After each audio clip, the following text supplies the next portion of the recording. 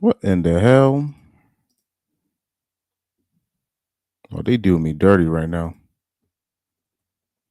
They doing me dirty right now. I just wanted regular ESPN.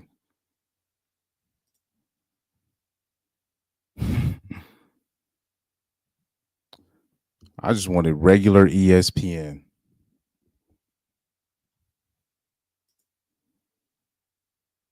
We got a game cast that we could. Oh no.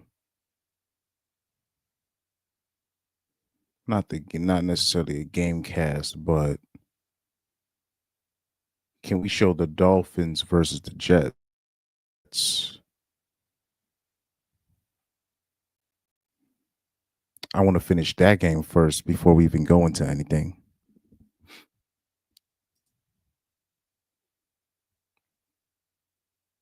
Hmm.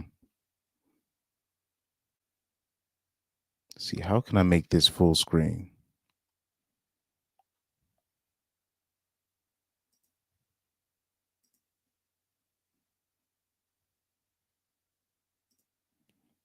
Here we go. I think that should work. I think that should work.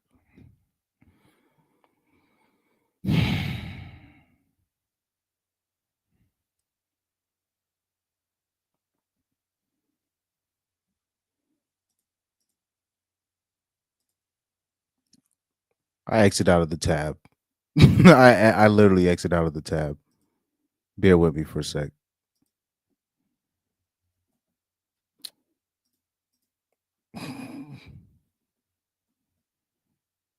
Bear with me for a sec.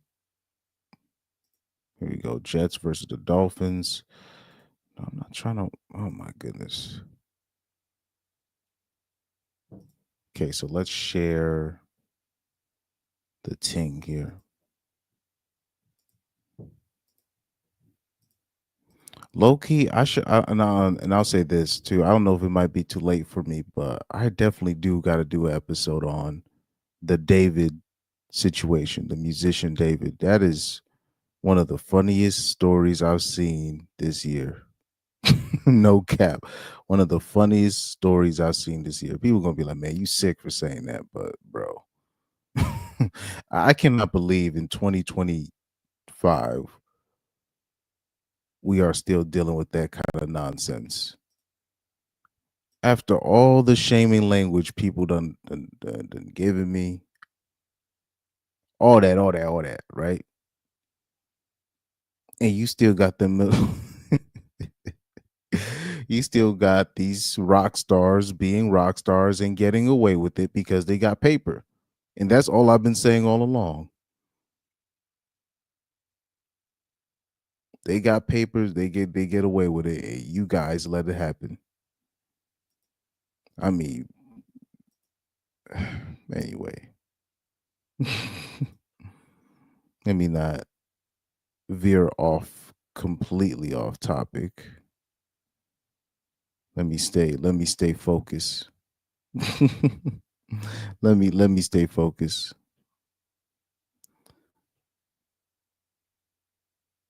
They're messing me up right now. I'm trying to look at the game cast, not the freaking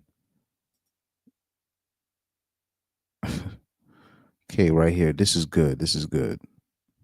Okay.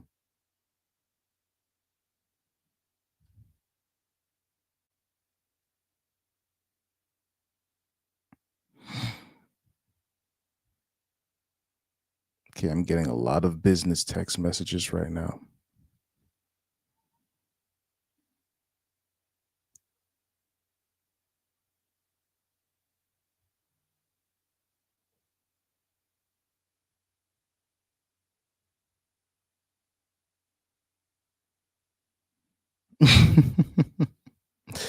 Yo, hold on for a second. I'm about to show you. I know we doing football right now. This is good. I have this in the background. All right, this is good. Let me close out these other tabs. Yeah, I got some interesting tabs up on there.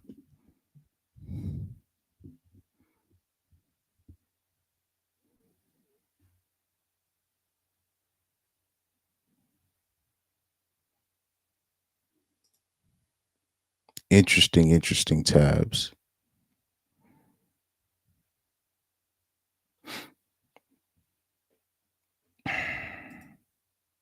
Oh, let me first of all let me edit the title.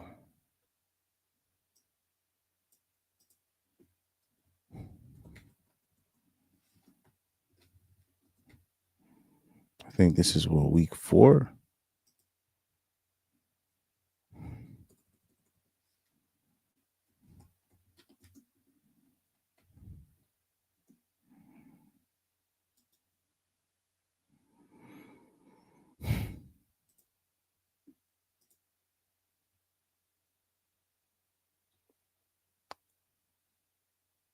Jesus. Justin Fields is throwing ducks all day. I know he's getting hit, but Lord have mercy. He's been throwing ducks. And Justin Fields is my boy too, but he's been throwing ducks all day. Literally throwing ducks. Because the Dolphins are not that good. But oh, let me entertain y'all a little bit more. I just saw some crazy work on Twitter. I just saw some I just saw some crazy work. I just saw some crazy work on Twitter.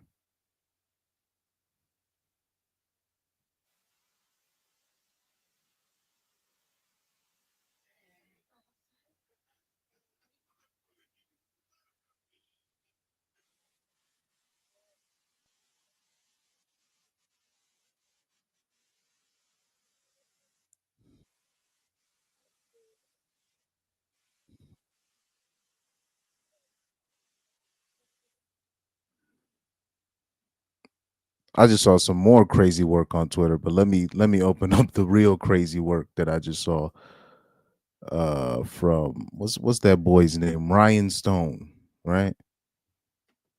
Yeah, Ryan Stone.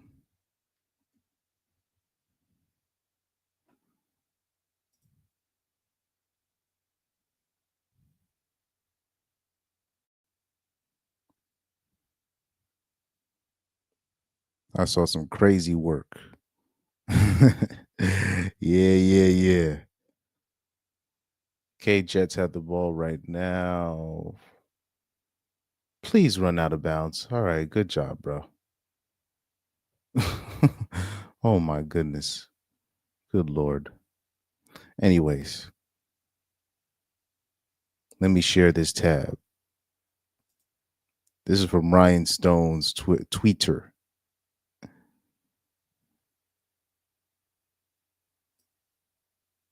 So somebody showed a post from Erica Kirk, Charlie Kirk's wife. Well, now she's a widow now.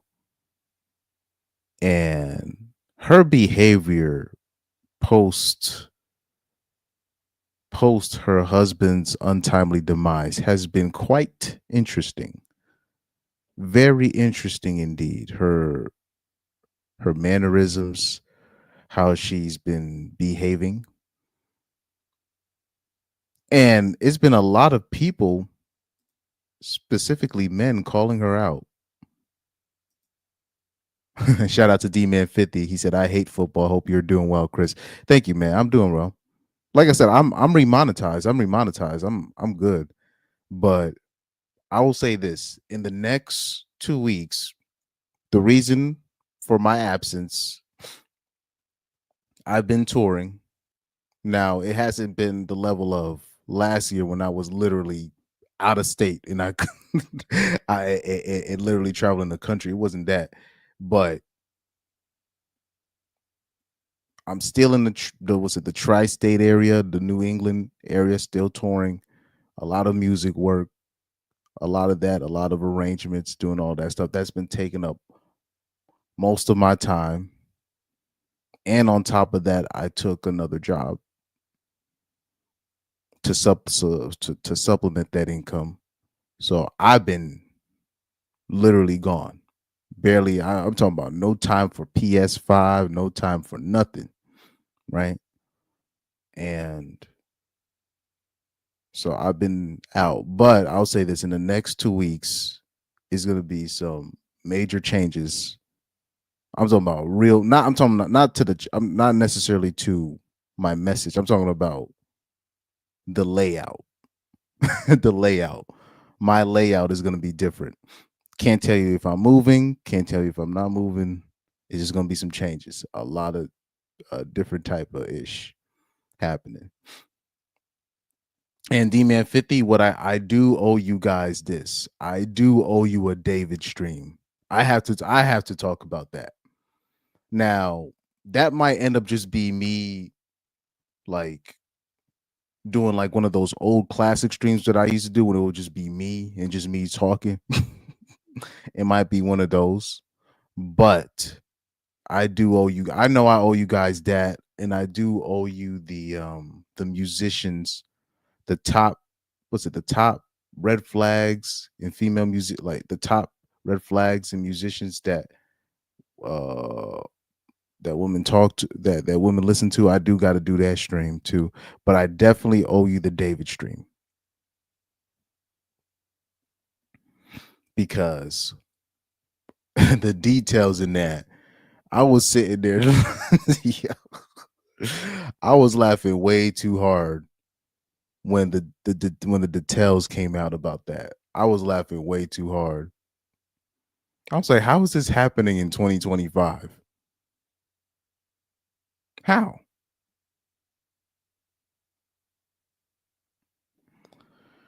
But anyways, let me look back at Charlie Kirk's tweet. I'm sorry, Erica Kirk's tweet. So yeah, like the way she's been acting has been interesting. It's like it's been like a lack of remorse post her husband's death, her husband's deletion, and it's been a lot of dudes calling her out. Like, bro, even like the more famous conservatives and all these people they've been calling her out, be like, yo, what are you doing, right? And right here, Ryan Stone brings up a great point. Low, even though there's more to it than that, because I think Erica Kirk is suspect, but I'm gonna leave that for another day. But if you're taking this tweet at face value, right? Ryan Stone says here, he says, many men are getting red pilled to how fast a woman will get over you when you're gone. Welcome to the red pill circa 2012. Hope you enjoy your stay and you'll really hate what comes next. Hey, man. Hey, I got to give him credit here. He's right. He's right about this. He's low key. Hey, man. Hey, man. It's a cold people, so unfortunately some people learn the hard way, you know. Um yeah, it is what it is. I can't I can't say much. I can't say much else.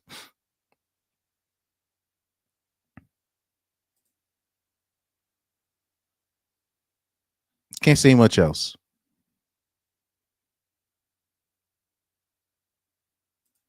Hold on for a sec. Share this tab.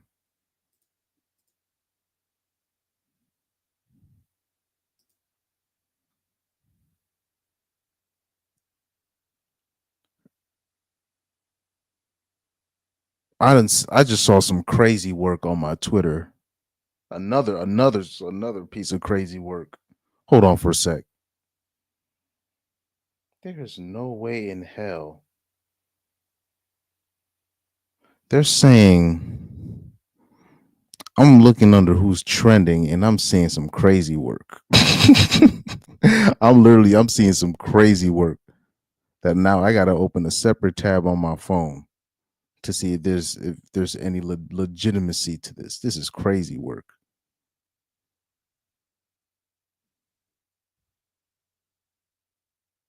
Okay. I thought it was just me.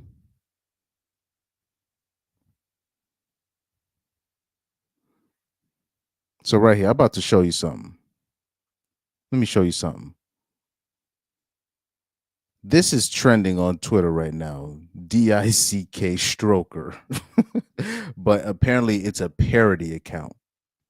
That's what I've been. That's what I just saw on my phone. Apparently, it's a parody political account. I was like, why in the hell is this on my Twitter? I was like, what in the hell? But anyway, shout out to Ryan.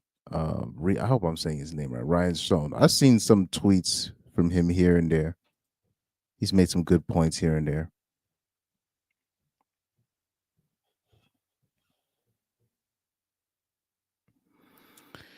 Okay, so far Justin Fields 8 for 11, 54 yards. Tua Tagovailoa 11 for 15 for 115 yards. Let's now tune into the Broncos versus the Bengals.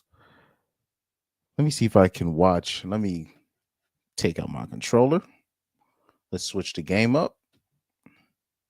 Let's watch this game live. I think. Can I on this one?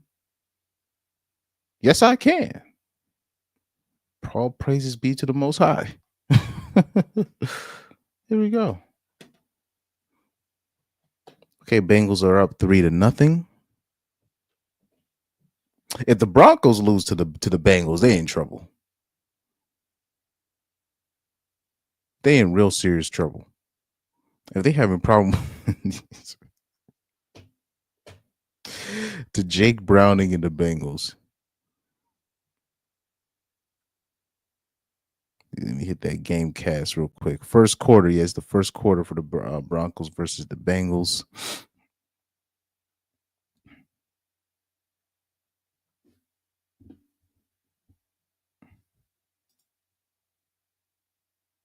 Shout out to D-Man 50. He said he hates football. Hey, man, low key. Well, like I said, football's not my first sport. Soccer is. So it is what it is on that. But I definitely gotta do a David stream. I'll say this, you know what? Maybe the game, after the game is over, maybe I can do a quick video on it.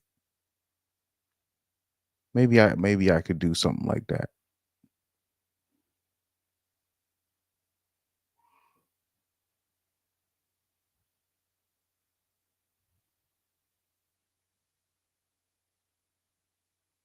See something real quick.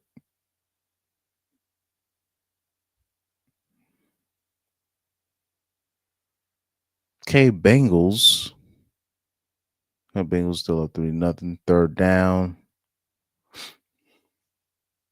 Looks like the Broncos are wearing a classic jersey with the navy blue. Can't hate on that. Oh, hold on. They trying to get me. Trying to do me dirty. Trying to do me dirty. All right.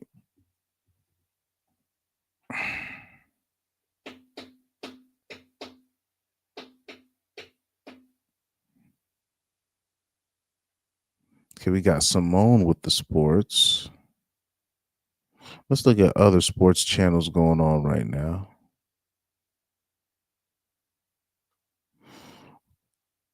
One day, yeah, I think one time I got to do like one of these. I would like. I'll say this. I wouldn't mind doing a collab. You know what I'm saying when it comes to sports. I wouldn't mind doing a collab when it comes to sports. Honestly, I think that's a discussion that I can have, and it doesn't lead to terror. I think that can be pulled off. I think that can happen. Whoo wee. Everywhere you look.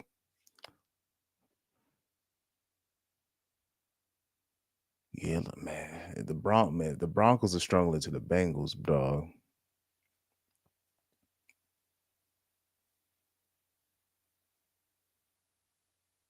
See this.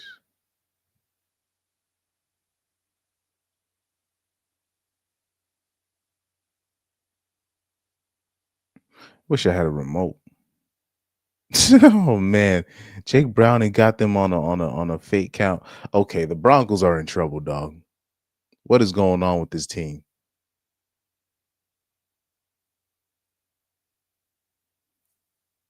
Yeah, I maybe I fell for the media hype when it came to the Broncos. Good Lord, have mercy. Oh no.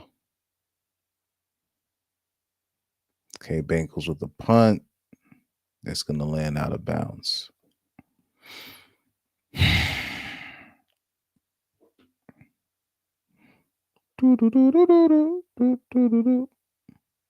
But yeah, I do. I think after the game is over, I'll do a quick video on David and the details surrounding that situation. I'm sorry, that is a hilarious story. And you know what's crazy? I would bring up these things on this channel, on Instagram, and anytime you bring up this topic with when it comes to these dudes with younger girls, these dudes messing with high schoolers or high school girls messing with older dudes, they act like I'm the one doing it. Oh, you just imagine it, and these girls are victims, and you're just like, bro. And really, you're just trying to put. I'm just trying to put this stuff out here because I already know what's going to happen in the future. It's going to be in the future. It's going to be them same girls acting like they changed and they didn't know what they was doing.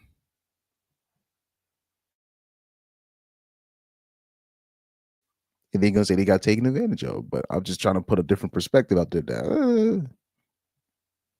And it's not just that. Watch this. With that David situation, they keep saying that he was paying her friends off, and basically people knew what she was doing at the time. They just didn't do nothing. They didn't care, and a lot of them were being paid off. That's how it always works. But then they'll be mad at me, for just saying this is what be happening, and for them to display what I've been talking about, especially when you talk about the enablers, his David's fans, right? His fans, the people surrounding this Celeste Rivera's character, right? They all failed her. And she failed, and then on top of that, she failed herself. So it's not just on the people around her, it's also on her as well. Because what are you doing with a dude like that? You know what she knows what he was doing was wrong. That's why y'all was hiding it. Oh, Chris, they don't know what they do today. If you gotta hide it, that means you know you're doing something wrong.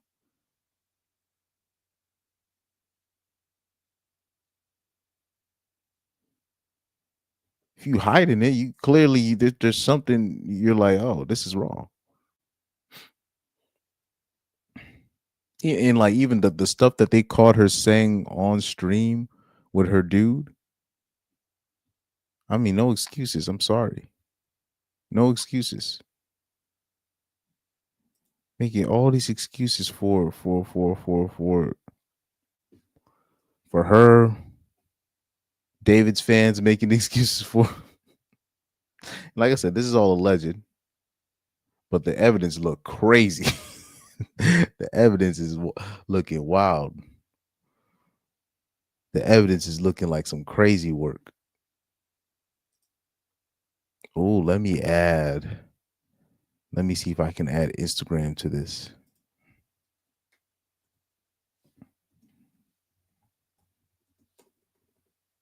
Nah, let me not do that. Let me not do that. Let me not do that. Let me not do that. I was gonna add a Instagram live simulcast. I'm like, nah, let me not do that.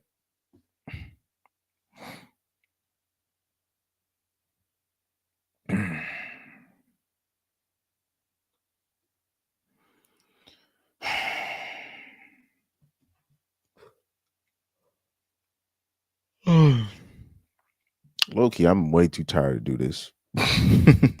Loki, I'm way too tired to do the stream.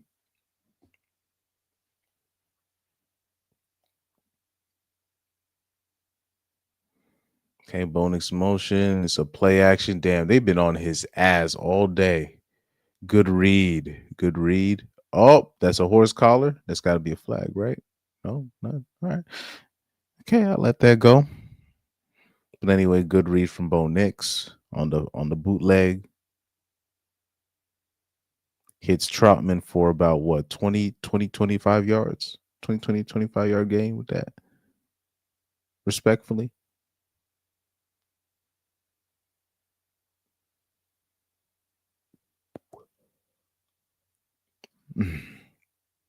But I got to go back to the entertaining stuff, the stuff that people actually subscribe to me for. Oh man. But let me check out some of these other channels. I'm seeing like smaller channels and them talking about their sports.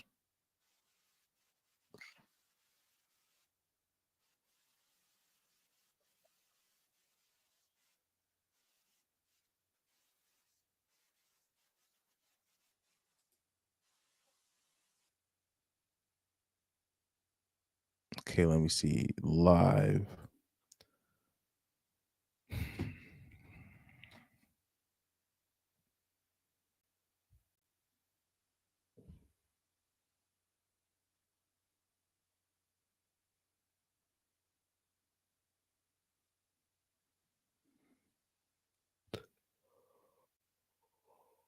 Oh, excuse me, guys. Some breaking news: America at war. Pentagon holds emergency meeting. Trump, Orange Man administration live. I am not fighting for the small hats. Y'all got me all the way effed up.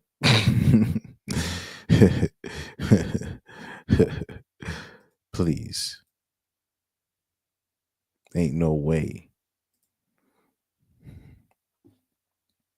I'll take that time.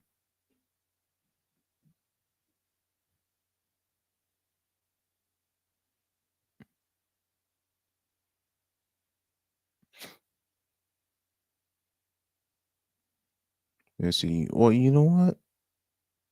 Let's see what's trending right now. Because both of these games, I'm not gonna lie, boring as hell. Let me see what's trending on Twitter now.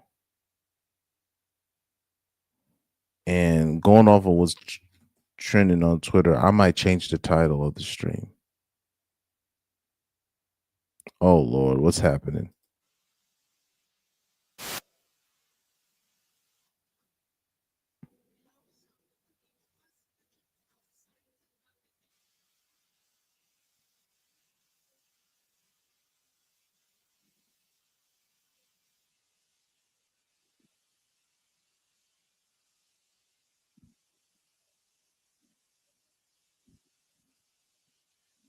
I think that's Joe Burrow's girl, right?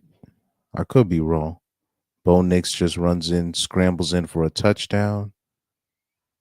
Broncos 6, Bengals 3. Hold on. I'm sorry. I'm looking at something on Twitter right now. I'm seeing something on Twitter right now. So, oh man. I'm in the Bears airport. And I'm so fucking lost, and there's no signs, and nothing makes sense. Like it keeps telling me to go to 2D, and there's no 2D doesn't exist, and nothing works here. Like, see, it keeps telling me to come down these freaking stairs, but then when I come here, the train only says that it goes to M, L, and K, and I need to go to fucking D. Like, what does that even mean? I've literally been walking around this fucking airport for like 30 minutes just bawling my eyes out, and I'm just like, hello. I'm so lost. I can't with this airport. So I'm in the Bears airport. You see, that's the last thing Joe Burrow needs right now.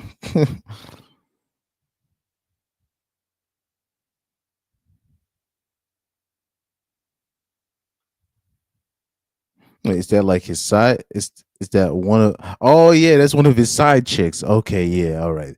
I'm like, I'm like, wait, is that his actual fiance or his side chicks that he kind of put out there? Because, like, those women weren't even supposed to be out there in public. It's just people been invading Joe Burrow's privacy.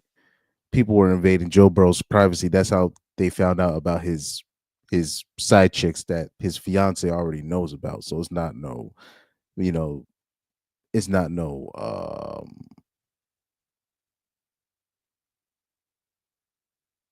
it wasn't no surprise, but his privacy was invaded by the media.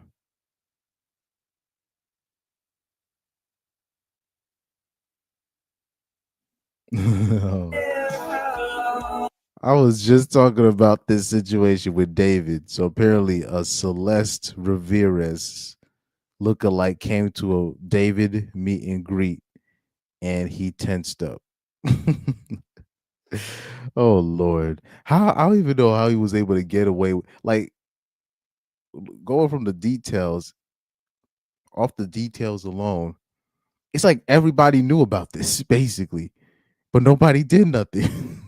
But they was all up in my comment section if I had something to say about other things, but they didn't do nothing when it was right. The opportunity was there for them to save somebody, but they all up in the nigga comment section trying to call me all types of this, all types of that. But you had somebody that was in need right in front of them because apparently when I looked at the details, they was doing it right in the open. This is why I don't have respect for people, bro. They be mad at me for making jokes, but then once the time comes for them to actually back up what they say and be Mister Superhero and make a difference, the actual predator gets away with his nonsense, his or hers nonsense. This is crazy work.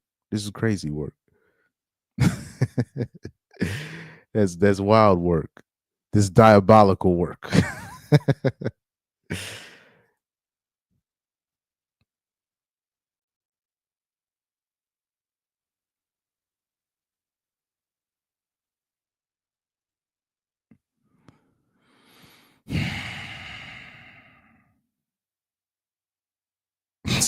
That's crazy work. Don't tell me she trying to apply for the slot, even with the allegations. I'm telling you, boy, if people be mad at me. Oh man, shout out. Oh man, okay, I don't. Let me just put this out there just in case if somebody sees this on the replay. Just in case if somebody sees this on the replay. One of my favorite ever 5150 episodes was when he was talking about the R. Kelly situation. One of my favorite episodes. Um, R. Kelly. It's an old episode. I think it was yeah, it was this. Yes, yes, yes. We really gotta go over these segments, man. This was gospel for me at the time. This was the gospel. This still is the gospel. You know what I mean? Like this is powerful, powerful stuff right here. Spiritual nourishment. I remember somebody just asked me, where are you getting your where's your spiritual grounding coming from? It's from this, nigga. The fuck? Man, if I didn't know this kind of information, if I wasn't put on game with this, man, especially like this kind of information is important for me. Like when I watched the Corey Holcomb 5150 show, because what people don't understand is like ninjas like me, I get run up on a lot, or people try to scam me off GP. They look at me, they think they can get one over on me. So I need this type of information to give me a shield for me to survive. This is powerful stuff, right? But people underestimate these things because they don't get attacked, really, if ever. you know. So this is very powerful. This is gospel. You know what I mean? This is my spiritual grounding. I'm telling you, my spiritual. I ain't trying to make fun of how people make complain about what I say, but hey, man, powerful, powerful, powerful stuff, right?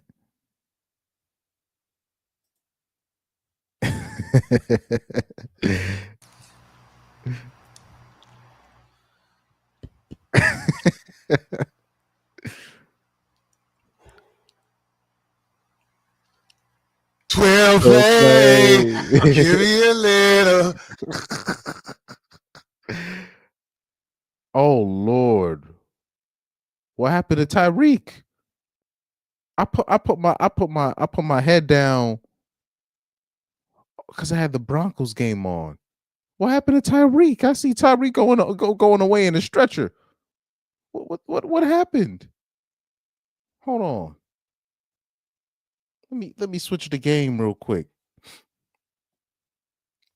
What happened? Yo, whoa. What happened? I'm seeing Tyreek Hill going away on the cart.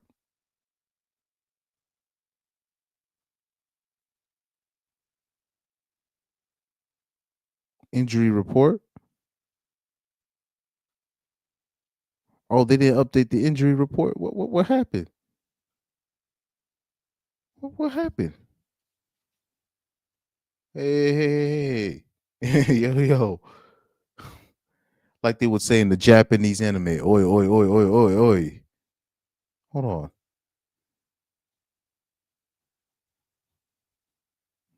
Let me go on Twitter. They probably gonna show me what happened.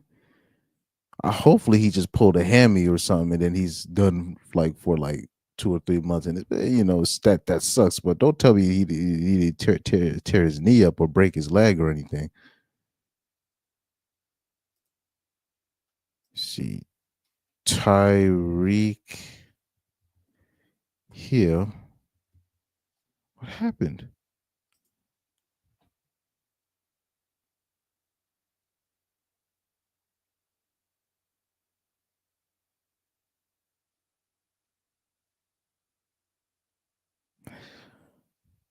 Oh my God.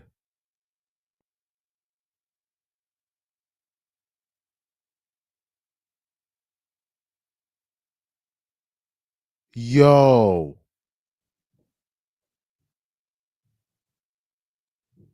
guys, you're not gonna believe what just happened. Dog, Tyreek's Hill, his career might just been just over, right? Just his knee literally popped into a different location. Yo, hold on. Yo, this is wild. Yo,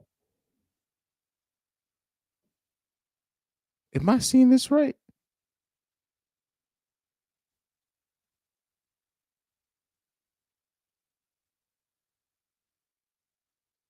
Oh my God.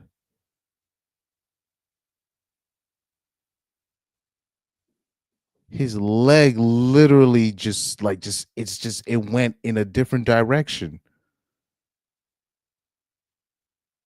Oh man.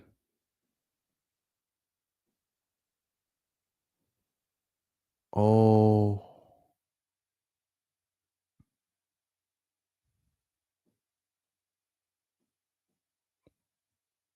yo.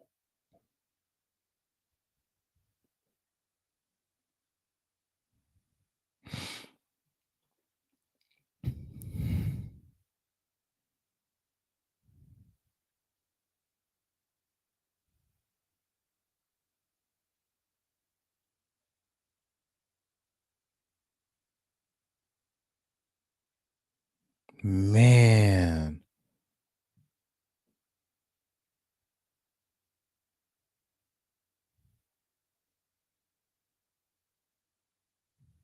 That's brutal as hell, dog.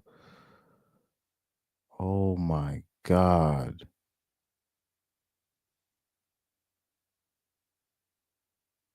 Man, prayers up to Tyreek Hill. Prayers up to Tyreek Hill, man. This is crazy. Mm. Hold on.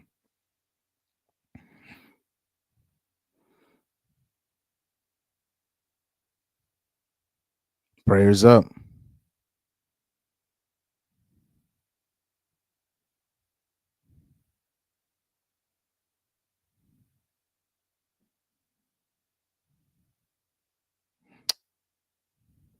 See something real quick.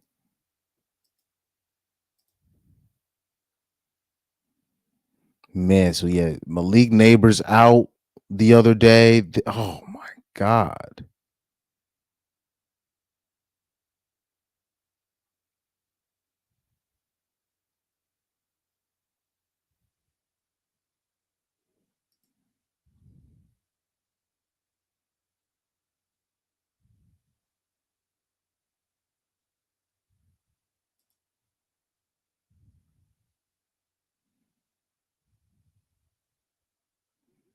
Justin Fields just ran in for a touch. 43-yard rushing touchdown. Good Lord have mercy. How they let that happen?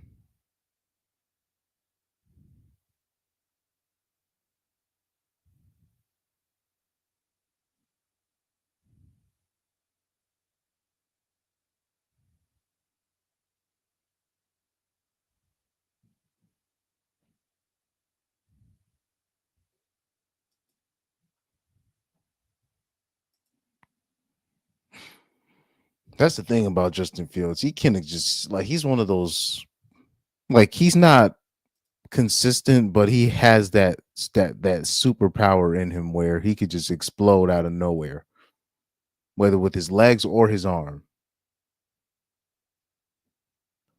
Like he could just explode out of nowhere.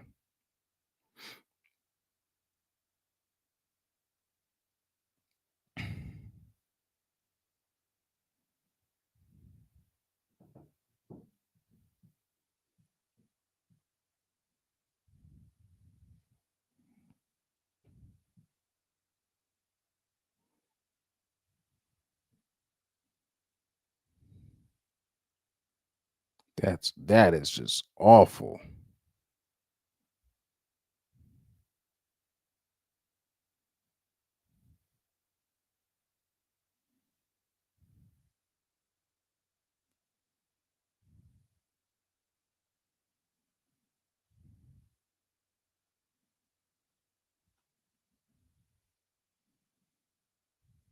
An apparent leg injury. Ninja, his leg was bent in half.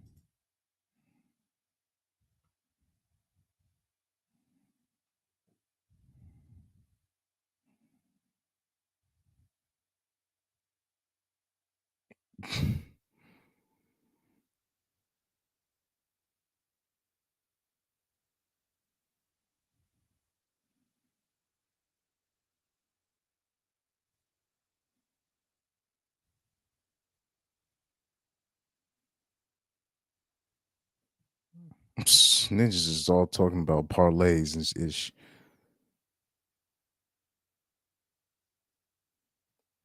Yeah, Justin. I'll say that. Yeah, Justin Fields got that explosive ability where he could just explode, especially with his legs, just out of nowhere, and, and take it 50 yards, 50, 40, 40 plus 50 yards.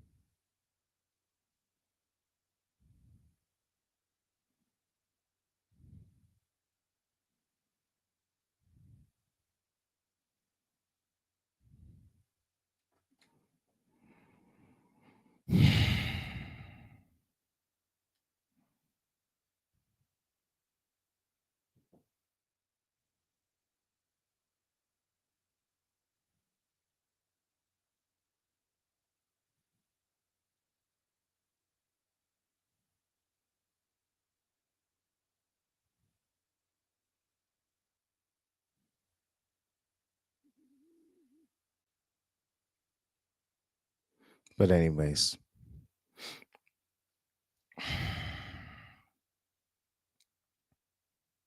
I just took a good look at the screen right now. I look like somebody that I'm not supposed to look like. If I told this person I look like them, he or she would be like, "What?" But I see the resemblance now. That's crazy. But anyways, anyways, anyways. But man, prayers up to Tyreek Hill, man. Prayers up to Tyreek Hill. He just sustained a very gruesome injury.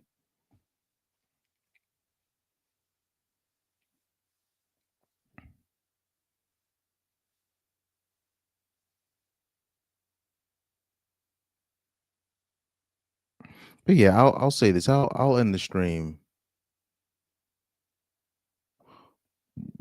Excuse me. Numbers aren't doing too crazy on the stream, so I won't put it up too long. But once it hits the hour, say hour 15 mark, hour 30 mark, I'll give it a close. Or no, the hour. I'll just say the hour mark. The hour mark.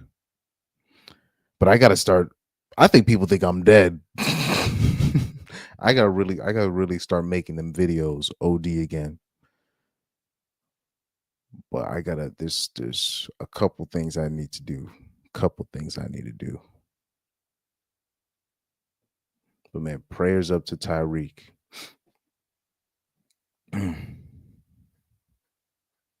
Prayers up to Tyreek Hill.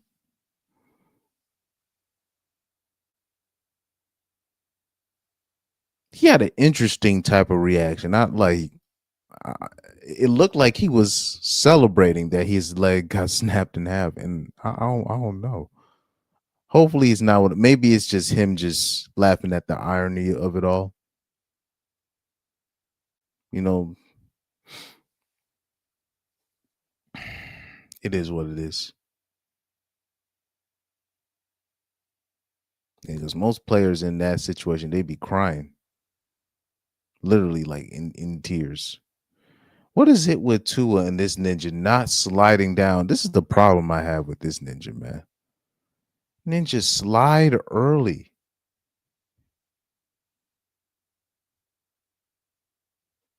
I mean, does this dude want to? What?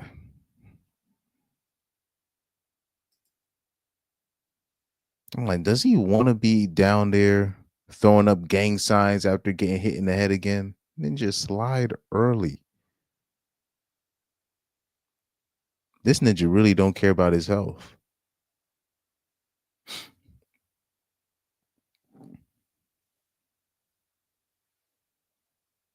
This is ridiculous, man. This dude is the Jack Wilshere of American football.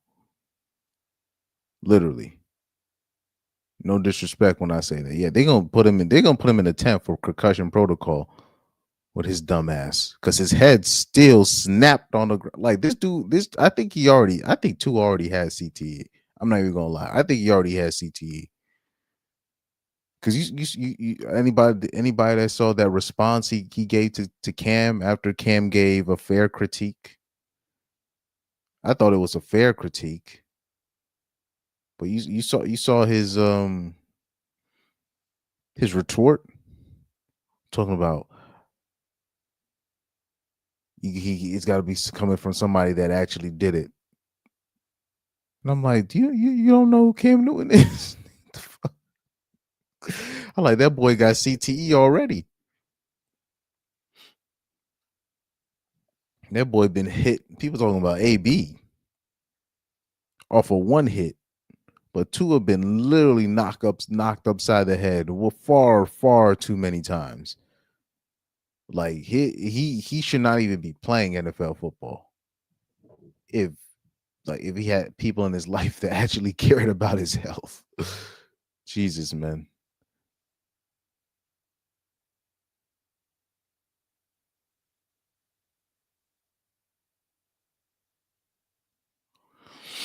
Anywho, yeah, if it hits the hour mark, I might have to shut this bad boy down, and I'm gonna work on the David video.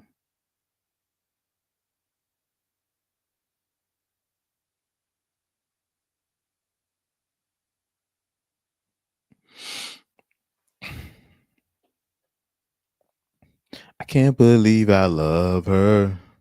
It must have been a booty, y'all. I can't believe only real house fans of house music know who I'm singing. I can't believe I loved her.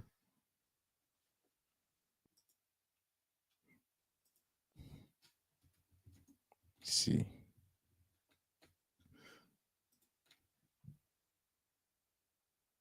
I can't believe that boy had a voice on him.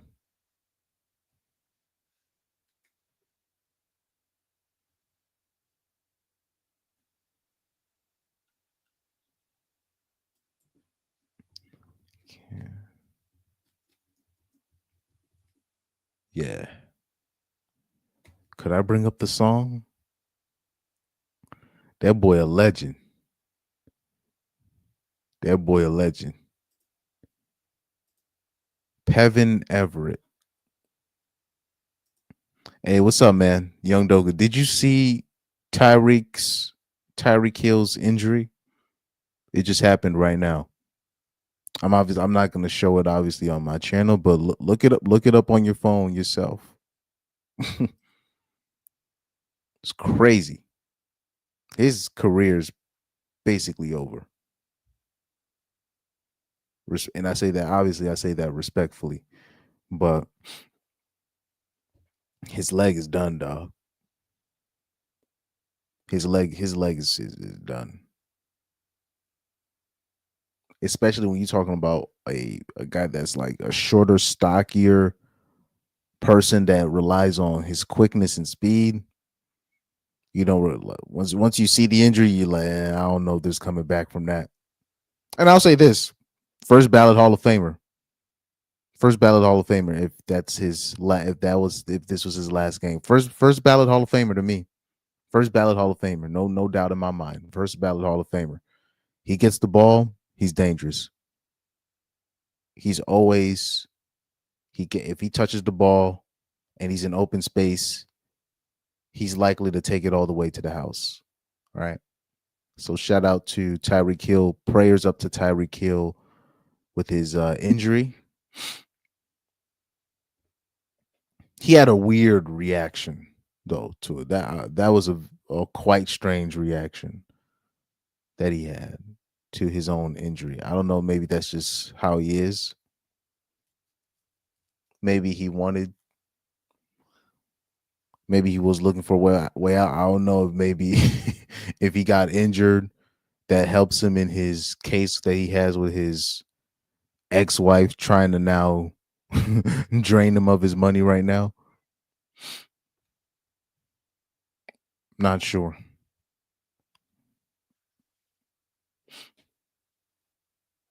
But man, prayers out to Tyreek. Oh, by the way, young Doka, tomorrow, because I'm going to end the stream in around the hour mark or after the Dolphins game is over. What I'm gonna do is I gotta do a video on David, the artist, the music artist David. That's what I gotta do a video on. That I owe you guys, and obviously I do owe you guys the live stream about the musicians.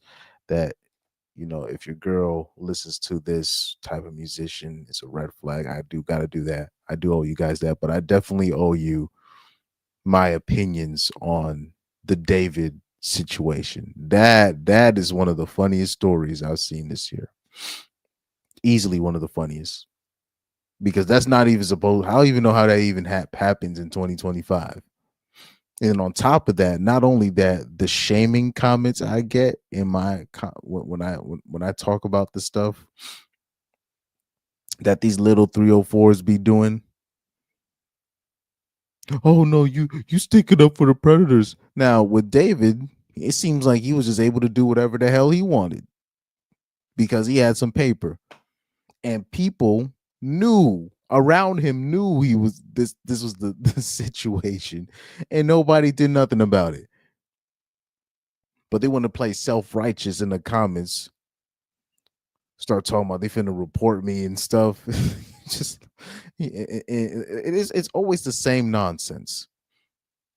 They'll say all this stuff about people like me, etc. But when ish hits the fan in real life, when ish hits the fan in real life, they don't do nothing. They deer in headlights. They don't want to do nothing. Shout out to you. Young Doka says, yo, this is horrible news for me. The first time I do fantasy football, I got JD5 injured. Tyreek Hill now. That's why I don't do fantasy. That's why I don't do fantasy. The last time I did fantasy football was in 2014, 2015. This how I knew it wasn't for me anymore. 2014 and 20 it was the 2014, 2015 season I did fantasy. And I basically picked all the players I didn't like. I just wanted to do an experiment. And basically all those players had great seasons. So, yeah, I was doing well in fantasy, but at what cost? At what cost? Because I already know what's going to happen with fantasy. I'm going to pick players that I favor personally, right? Or that I hope will do well. And then I'm going to put money in that off my emotions. I'm like, nah, that's not, because then I'm going to end up hating that player just off of fantasy, or if I'm starting to bet on the games. That's why I don't do that. And look at the nonsense that happens when you put the player. Okay, this is for sure. He's going to put some numbers up. Tyreek is the last person. Like when you look at the way his leg got bent over, he's like the last person I would have thought that was going to get an injury like that. Let me say this: if that happened to Jaden Waddle, I wouldn't have. It would still been shocking, but I wouldn't have been surprised because Jaden Waddle has an injury history, even in college, right? He broke. I think he broke his leg in college. He fractured his leg in college, so that one has surprised me if he had gotten hurt or something gruesome like that happened to him. Like Tyreek is the last person that I would think a gruesome leg injury like that would happen to. So, man, like I said, prayers up to Tyreek. and this is the nonsense that be happening when you play fantasy or gamble, or you gambling, and then nonsense like that happens. You're just like, are you serious? But that's why I don't want to do that. So I don't want to end up hating the players that I picked because I already picked them off of emotion or hoping that they were going to do this or hoping that they were going to do that, right? But I got to, like I said, that David situation is interesting. In 2025, this nonsense is still happening. And yet these same hoe ass niggas gonna be in my comment section when I'm talking about young hoes messing with drug dealers twice their age, right? Talking about the adventure times of young high school 304s, young middle school 304s. I was telling you guys, middle school. I was telling you guys, middle school. Let me pull off a Umar Johnson on you real quick. I was telling you guys, middle school. You need to watch out.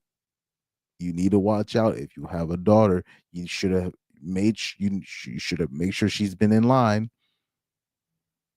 in terms of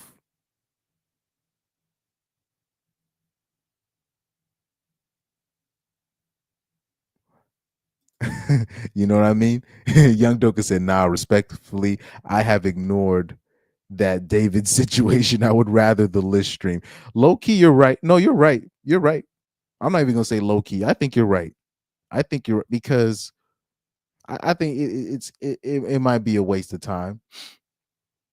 And I think this the music, people underestimate the power of music. That's just me. And maybe I'm biased because I'm a musician, but people don't understand music. It's like spells. So the what artists I always say it like this, it's really more important what songs your girl is listening to rather than what social media she's scrolling through at time. I'm telling you. And a lot of times the music and the social media is intertwined anyways, but I'm telling you, music is so important.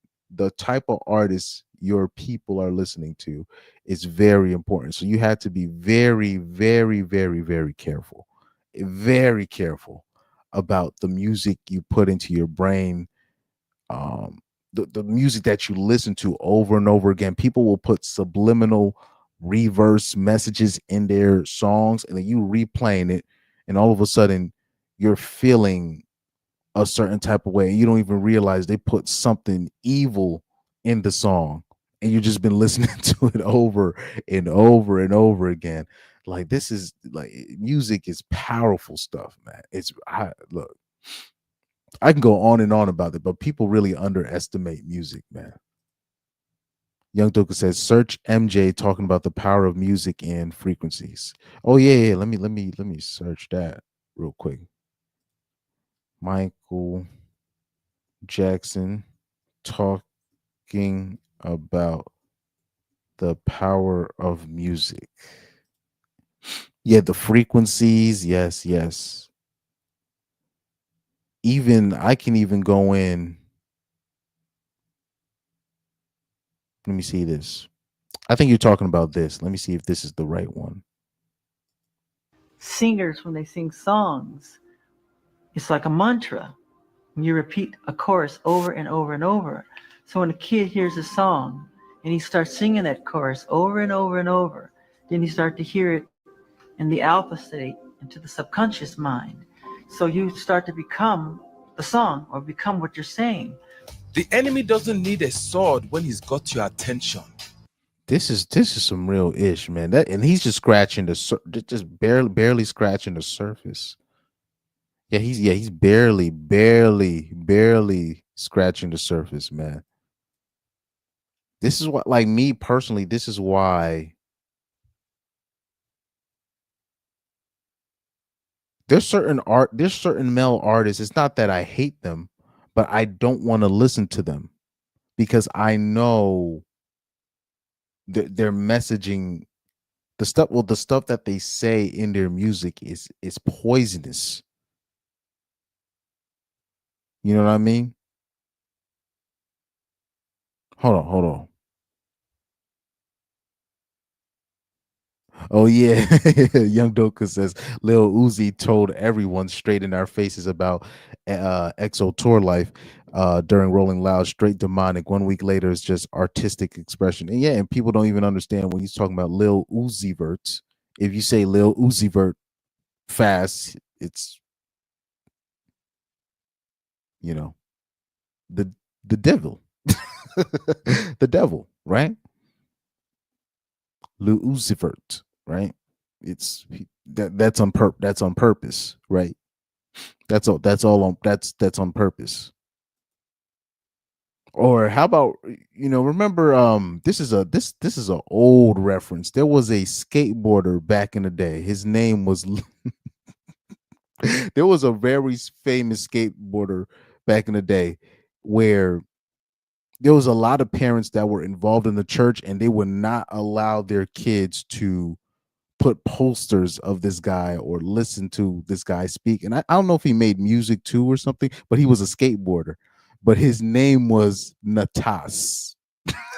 His name was literally Natas. And if you're a young kid, you're just like, Mom, what's the matter? His name is no whatever, but it's literally Satan spelled backwards. That was the skateboarder's name. Let me see if I can. I remember somebody had put me on to this when I was a kid, when I was like at like a Bible study. When like I think the first like somebody put me on to this when I was a kid, and then I remember hearing it again recently, and I was like, oh yeah, I remember hearing about that person. I thought he was a musician or something. Let me see, not the skateboarder. Oh, yo, that's crazy. So if you put Natas in Google, right? I thought it was gonna bring up the skateboarder, but there's a lot of like it's like look what pops up. The National Academy of Television Arts and Science.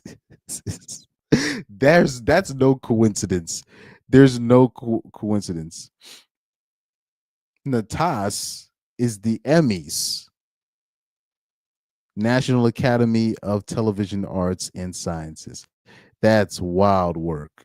There's no how do you say it? There's no coincidences here. That is not a coincidence.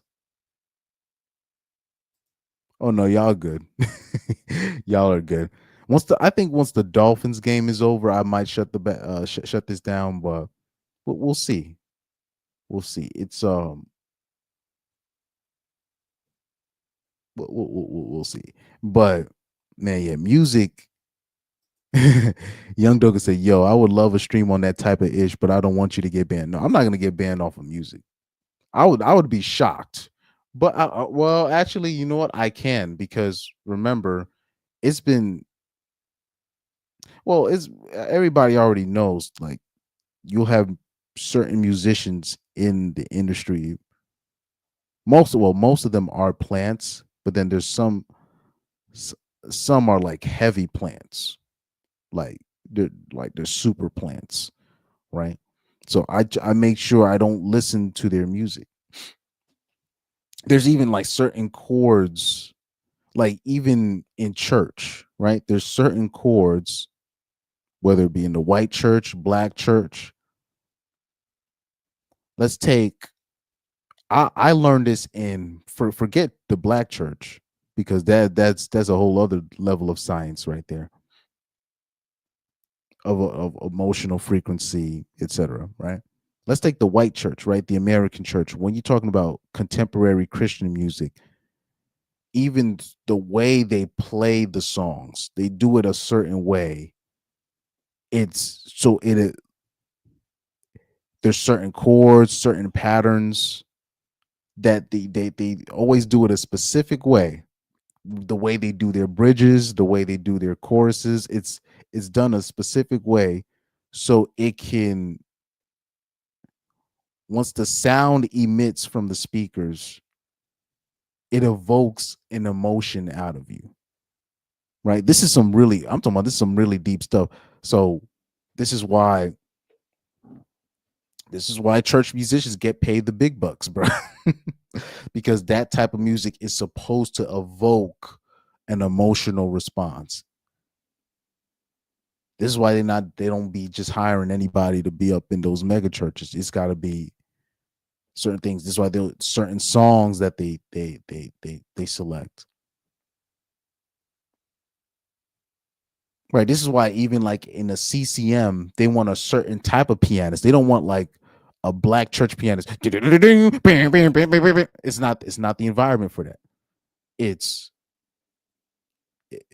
like I learned this as like when I was in middle school, dog. And I was like, so this is why they played okay, you know. And really low key,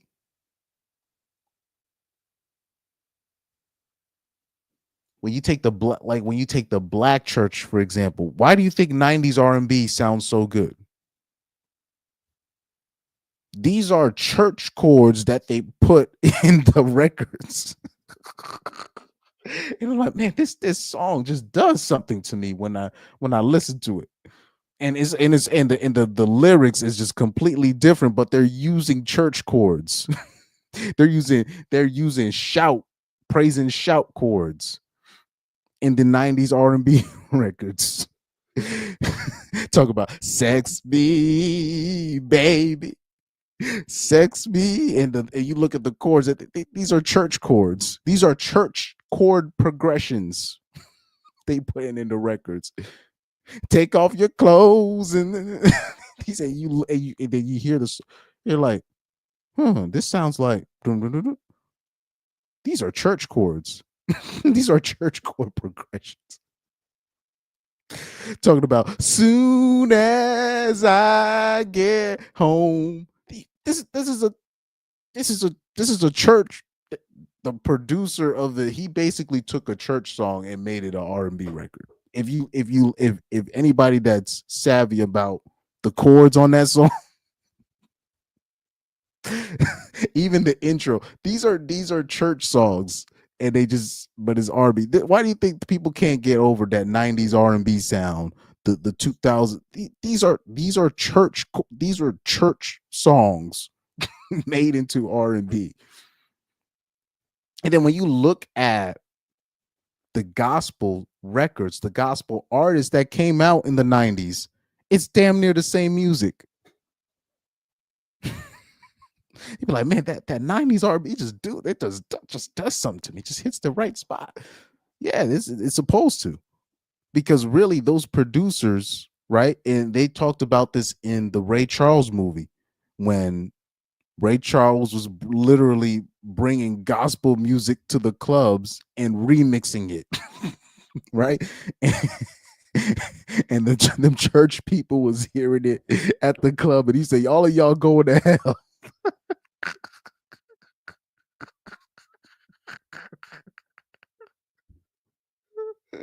ah, that's some funny stuff, right? That's some funny stuff right there. But we got to get into that. We got to get into that, especially when it comes to when you talking about black music.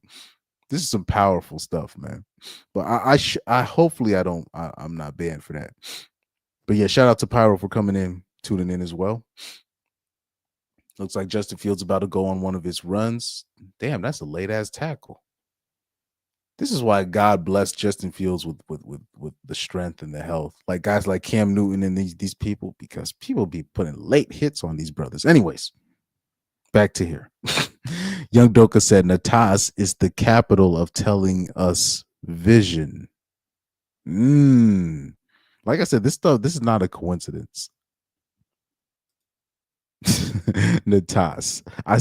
I'd even put in, I wasn't even specific when I was talking about the skateboarder, right? It was the first thing that comes up, National Academy of Television Arts and Sciences. That is interesting as hell. That is not, yeah, right. That's the guy I'm talking about. How Natasha skateboarding. Right? Because I remember people were talking about this guy, and people were saying, like, you're not allowed, and particularly religious moms did not want their kids copying this particular skateboarder because he had a lot of influence over the young kids. Because his style was very original.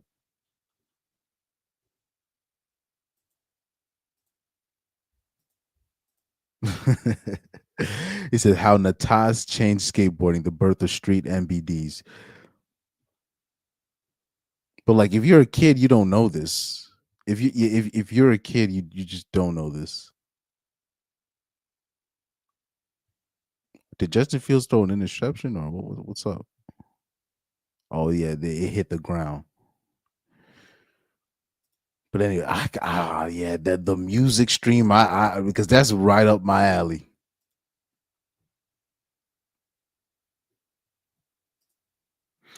Young Doka said, "You ever watched the movie They Live? Probably the greatest red pill movie, even above The Matrix." That's also something else I got to do. I got to talk about red pill movies, red pill shows. I always say, like, I take like regular movies, and I look at it through a red pill lens, and I'm like, oh, I get it now, right? There's a lot of I always bring up this example, the Book of Eli. And what's interesting in that movie, I always ask people, I'm like, do you guys remember, like, I'm like, do y'all remember what the women were doing in that movie? Don't you find that a little bit interesting, like what the women were what the woman became in that movie? I thought that was very interesting in the Book of Eli. That was a very powerful movie. But yeah, let me see. You see the movie They Live. Have I watched that movie? Let me see if I watched that movie. I probably have. They Live, 1988 film. Okay. Uh-oh, Keith David's in there. Roddy. Oh, some legendary names. Meg Foster. Oh Lord. Cy Richardson. This is a legendary cast. Golly. Oh yeah, Ready Player One. That's a red pill film. That's got to be red pill. Any of you, I hope you watch. Ready Player One. That's basically showing us our future right there. Ready Player One. When I watched that movie, I was like, oh yeah, that's basically going to be us in 20 years. I'm talking about no more than 20 years from now. So we're definitely going to see that. Ready Player One. He says, watch the trailer for They Live. I'm probably going to get a copyright if I watch the trailer, but I'm going to watch it separately. Let me see.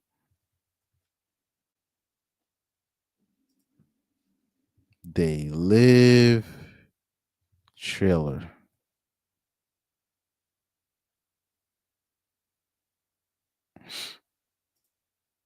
Okay, let me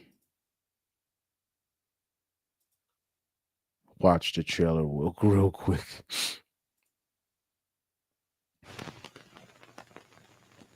I'm not going to show the screen to you guys only because of the copyright.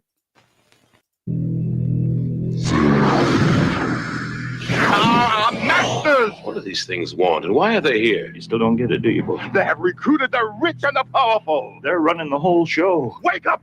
They're all about you, all around you. Blind us to the truth. They are safe as long as they are not discovered. I don't know what they are or where they came from, but we gotta stop them. Stay away from me. What these are? They have us. Look at them. They're everywhere. Interesting so far. Oh, I think I've seen the trailer of this before. We have no other choice. I don't like this one. Leave it alone, man. It ain't none of my business. Ain't none of yours. We have been lulled into a trance. This is what I'm saying to you. We're in trouble. The whole world's in trouble. Control us. You're sending some kind of signals on TV sets. I've got one that can see. Mama don't like paddle.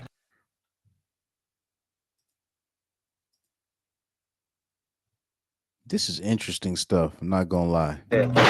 Now we start spilling some blood. Let's go! I have come here to chew bubblegum and kick it. And I'm all out of bubblegum.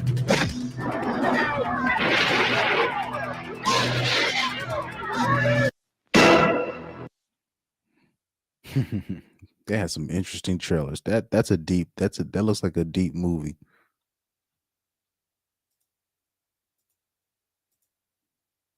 But I always say this when you watch. I'll say this: like, say if you get RP aware in high school or something happens to you, you become RP aware in high school or like college. There's no way you can watch shows like what they got these young people watching Euphoria, 13 Reasons Why, right? These high school drama type Vampire Diaries. I hope I'm saying it right. Pretty Little Liars.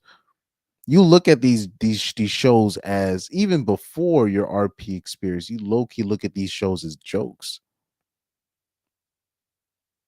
We even specifically when you talking about 13 Reasons, it's a joke. Claire could have avoided all that heartache. Yeah, all she had to do was go for that the decent average dude that was at her level, but she thought she was above that, and she was just getting tossed and played out by the Chads and Tyrones and the Chun Lees, literally, right? So it's very great. Like when post listening to the RP, and then you watch these movies or you watch these series again, and you're like, and you really start looking at the women as the villains in these type of setups.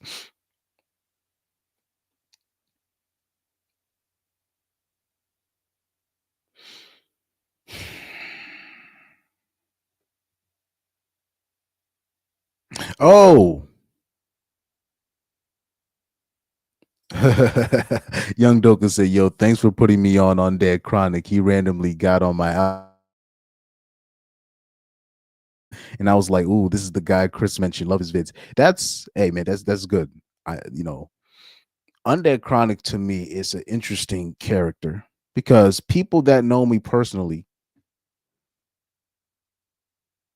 the people that know me personally, and if they listen to Undead Chronic and how he talks or how Hammerhand talks, they like I couldn't really see myself seeing eye to eye with Undead Chronic. Like, say if we knew each other in real life, I can't see us OD seeing eye to eye.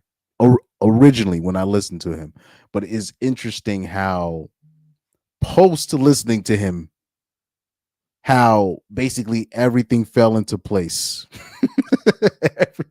Everything fell into place when the more I listened to him. I was like, you know what? I was completely wrong about Chronic. Completely. You know, so because when I originally listened to Chronic, particularly when I was younger and when I was in college, I was like, yeah, I think he's doing a little bit too much. Right? That was my initial reaction to Undead Chronic. But as I got older, the more it's just like I can't. What can I say? You can't prove somebody completely right, and then it's just like I'm gonna ignore, even though I was wrong. I'm not gonna ignore you being right, and Chronic has his interesting ways about him, Hammerhand, these people, but right, but the war band, but his perspective, and then on top of that, I love how Undead Chronic he'll bring in the science, and just to remind people, remember, like a lot of this stuff that we talking about, even in this space, a lot of this stuff is just biology, simple biology. Even I remember, even he was talking about something simple, and particularly he was speaking on the black community and how, or just I think he was speaking on young women in general, and then he made the connection back to the black community. But most people would get offended by that. But when I heard that, I'm like, you know what? Oh, I forgot.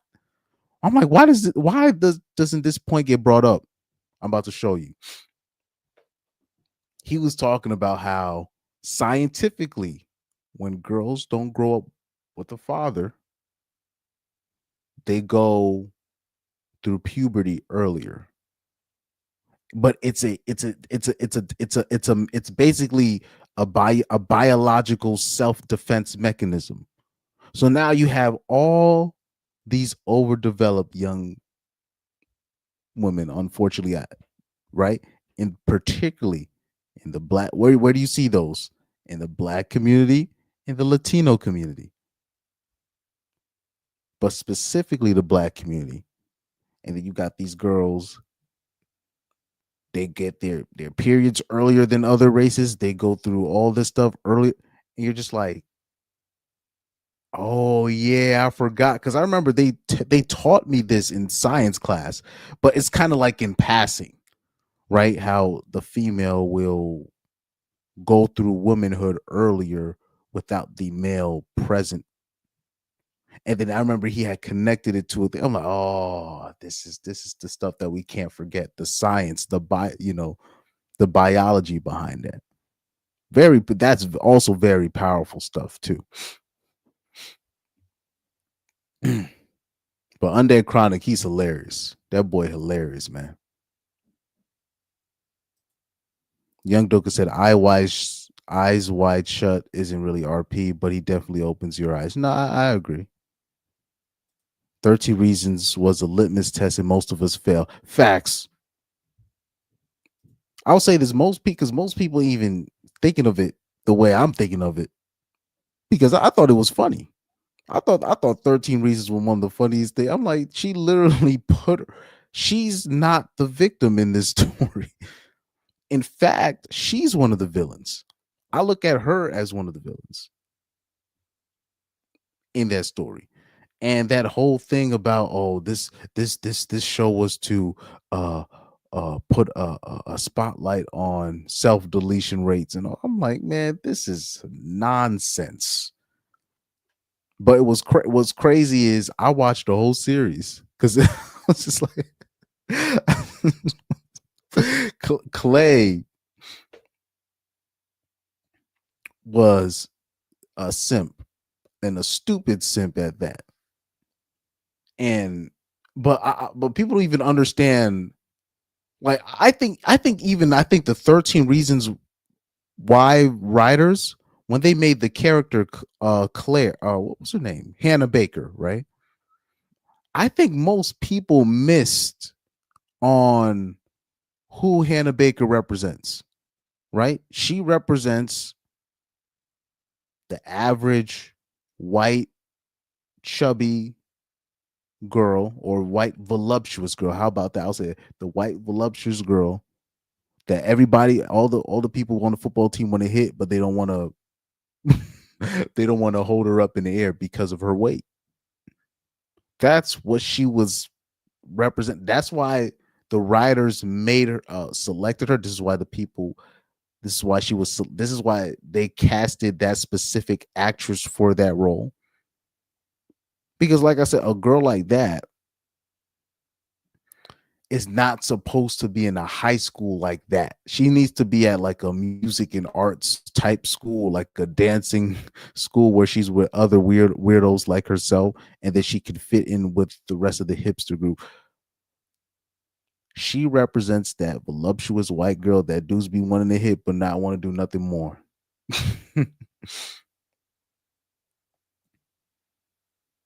So that's a lot of the symbolism of that. People missed it. People missed the simple symbolisms in that show, right? But that was 13 Reasons. It was a litmus test, and most of us felt. I agree with that. I agree with that. Oh, my bad. I clicked another one. Oh, here we go. Young Doka says, what you just said about it supposedly for putting a spotlight on deletion awareness, but it really just glorified it. Think about being so egotistical to leave behind reasons. Talk about narcissism. Yeah, I remember I made the 13 Reasons review, and I talked about how Hannah Baker was a narcissist for what she was doing, and I do not look at her as a victim. She could have avoided all of her problems if she didn't go Chad hunting, chasing after dudes way out of her league. But we know, I'll say this, we know people like Hannah Baker. in our lives. They think they're above their friends. They be wanting to upgrade their friends, if you know what I'm saying. Like they think that they can upgrade their friends. As crazy as that sounds, we know people like this, men and women, where they just look at their friends as just side characters and they're the main character in their own movie. And they look at their friends as, oh, okay. They look at it as just as a stepping stool to where they want to be.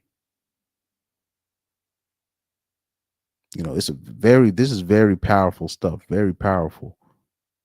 And yes, the self deletion stuff, yeah, that's all it did there. That's why low key I said this you low key when Logic had that song about I just want to die today. Low key, this his song was great for the rates because he made that song so corny, and the people, like the fans, made that song so corny that I believe because of that song there's a lot of people that decided not to delete themselves only because they didn't want to just because how corny that song got. So oh man, we do got to talk about that. The movies, the RP movies, RP aware, the shows that are RP. Oh yeah, you got to watch the Amazon series, The Power. I think that's what it's called. I think it's called The Power. This is where all the females, they find out that they can produce electricity. So every girl, every female, every person that's born a female, they can produce electricity. And they show what they do once they have the power over men, they become the dominant gender. It's really a very interesting concept. It's a very interesting concept, which it calls me to question who made this series. Was it a man? Was it a woman? I think it was a man that made that series low key to show, because he kind of disguised it as women empowerment, but he's low key showing what women would do if they were in power, you know.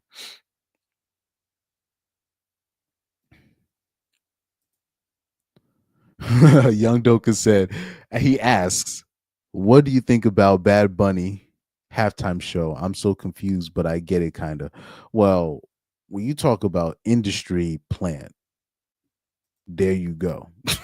I mean, talk like that's a one person that's, especially when you look at the music and the music that he got famous off of, he's placed there for a reason. He's there for the rainbow agenda. You know what I mean? And I'll say this: there's a lot of rainbow people you will meet out there that are in the music industry, and they're not trying to. And what was crazy is even if they're not trying to sleep their way to the top, there's plenty of people of that community. Even they get kicked out when they don't sleep their way to the top, right? But there's obvious plants. You got obvious plants like, what's that boy's name that you just said? Bad Bunny. Obvious plant. That's obvious, right? Young Doga said, if women have electricity, then men naturally produce fire, destruction, but also two more. Yeah, that makes sense. But yeah, it's on Amazon Prime. It's called The Power, if I'm not mistaken. Let me look it up real quick. It's a great series. I don't think season two came. Yeah, season two didn't come out yet. I don't know if they're doing a season two. They should. They should. They should. Hold on.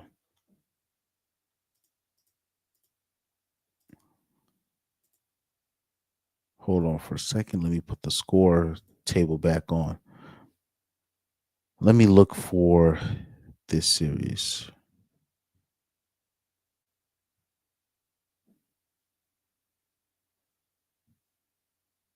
Yep, the series is called The Power on Amazon Prime. Yeah, Bad Bunny, like I don't know if he's out the closet or if he's officially a rainbow artist, but he does a lot of rainbow adjacent songs, and he does a lot of rainbow adjacent behaviors. It's just too much where there's no way that he's not rainbow. It's too much rainbow stuff. Too much rainbow stuff. Right.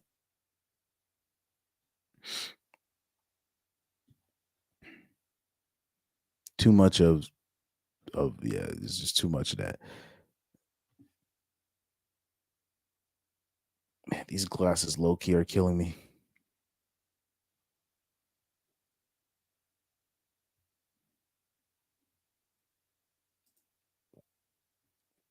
Yeah, Bad Bunny, he's definitely even if he's never came out, it's obvious with him. I remember he did a music video reenacting of the song where the song where he talked about the transformer that lost his life in his native country, and he dressed up as the transformer to prove his point, whatever, to bring the. I'm like, dude, you don't got to do all that. That's what you want to do. That's what you want to do. Because I know even there's people of that community, they don't even want to do all that. And Bad Bunny be doing the most of that. So when you see people get selected like that, this is on purpose. He said people saying he didn't tour in the USA because of ice, but if the Super Bowl bag but he said but the Super Bowl bag matters. I hope they do get paid. Like I think like if you perform at the White House or something like that, I heard they don't even pay you. Like if you're a musician and you perform at the White House, they don't pay you. That's wild. I can't see myself doing something like that. But nevertheless, I've said many things. I've said of many things. Oh, by the way, remember when I was talking about how I was working with the Transformer artist? One of the artists that I used to work with, who I already knew was in the closet. Like I already knew he was in the closet. This is another artist from New York that I was working with. He officially came out. he officially came out last week. Or sorry, not last week. Like last month, he has the Transformer flag. So I'm like, oh, so I guess maybe I don't know if I don't know if he does like cross dressing or whatever, but one of the dudes I used to work with back in the day, who I already knew was like it was obvious. If you saw him, it's obvious. And here I am, I'm stressing over the Transformer collaboration. And I already and I already been working with one. Little did I know, because I thought he was just coming out like the dude that I'm talking about that I used to work with in New York. I used to think, oh, he's just gonna come out as gay eventually. No, he came out as a transformer. He has the Transformer flag on his thing. I'm like, oh, so no, this isn't my first Transformer that I've worked with. And I'll say that the one from New York, I didn't know what I was getting myself into. The one that I'm working with now, I knew. like I knew. This time I knew. The first time in New York, I didn't know. That was a guitarist saying, "Oh, somebody want to. Oh, let's do this quick 1 month band thing, right?" Yep, shout out to Young Doka. He says these artists love playing dress up. They will make up any reason. Young Thug used to do it all the time, then stop talking about it.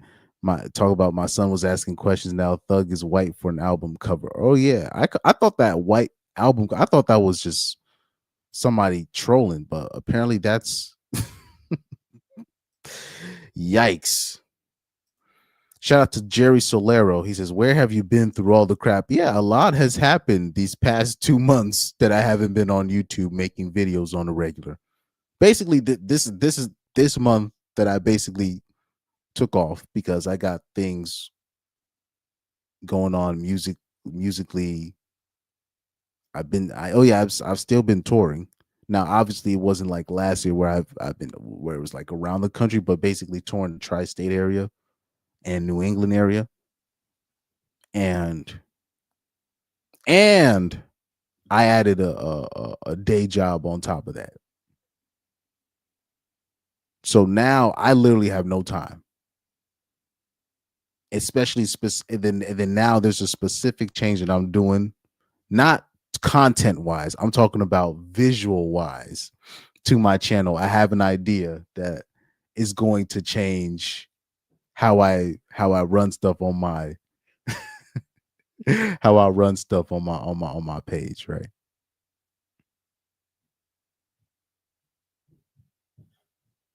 Sorry, I'm still watching some of the game, but yeah, a lot has happened.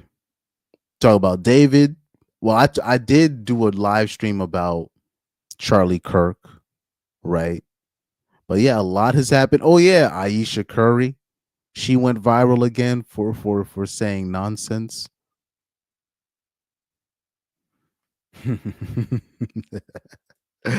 Jerry Solero said, "I thought them big the small hats got you."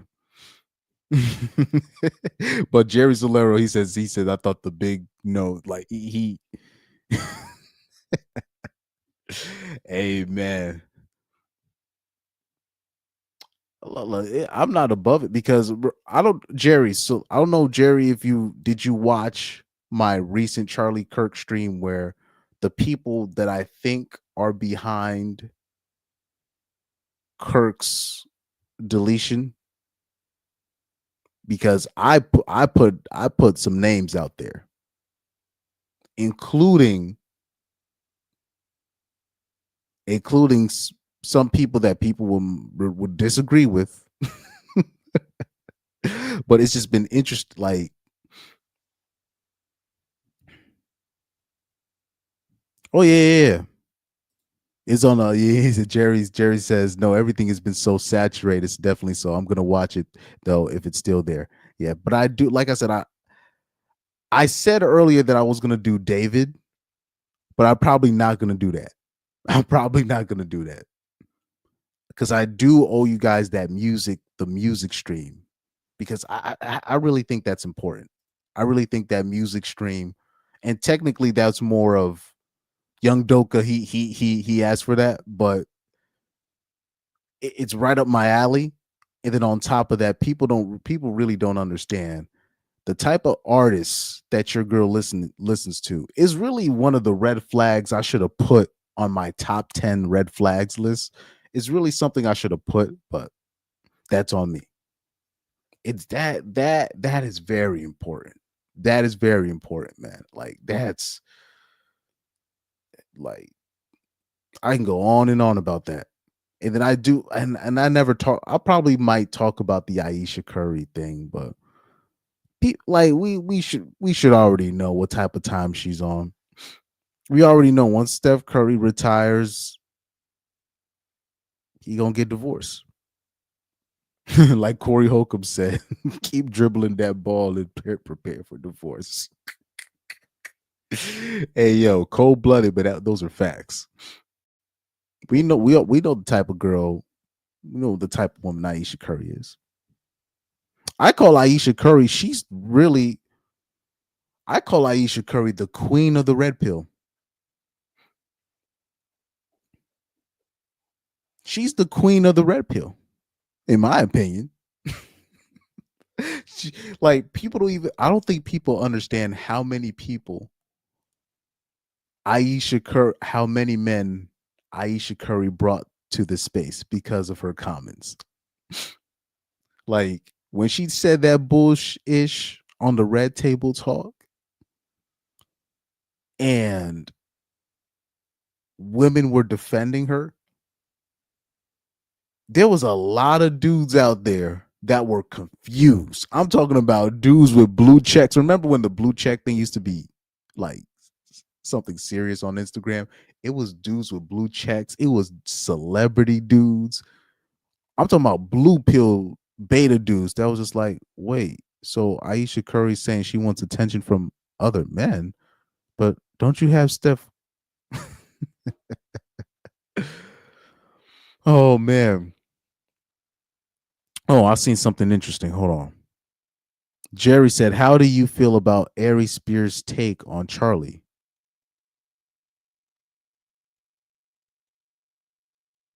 Oh, hold on. Before I get to that, Young Doka said, "I went to the bathroom and came back. Had a girl was playing Kalani.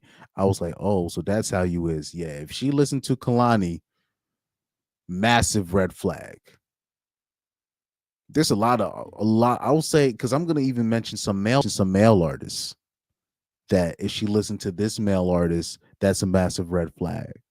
And it's gonna be people that I like on that list. I'm talking about it's gonna be people when I make that list of the red flags. It's gonna be people that I like that I'm gonna put on that list. That's how 100 I'm gonna keep it. That's how 100 I'm gonna keep it. Because there's a lot of these artists. I like these guys. These guys make great music, but they don't understand the type of music that they make, and the girls they consume it. They just eat it up like it's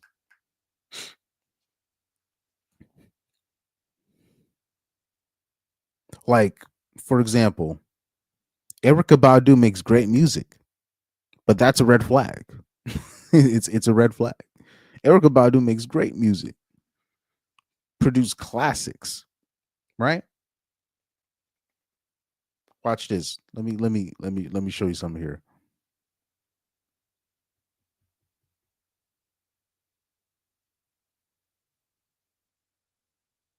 Why is it you don't have why does it you haven't heard a black female or any woman at that say that Angie Stone was their favorite artist? I've always wondered that. I'm like, why don't people say Angie's like you'll hear some woman give her respect, but it's mostly men that will give Angie Stone her respect. And you know, it's interesting because Angie Stone, she's on the larger side. She's on the larger side, but one of her biggest records, Black Brother, Soul Brother, when she made that song praising black men. And I find it interesting that Angie Stone is not black women's cup of tea. It's I found that very interesting. And then I do realize that is one of her biggest records. I think there's something to that. I think there's something to that. That was a very powerful song, low key.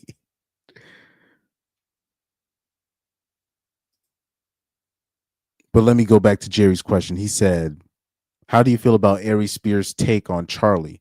Now, I didn't see his take on Charlie. I seen Charleston White's take on Charlie Kirk. I didn't see Ari Spears' reaction to Charlie Kirk's death. But let me look it up. Let me look it up. Spears' reaction to Charlie Kirk.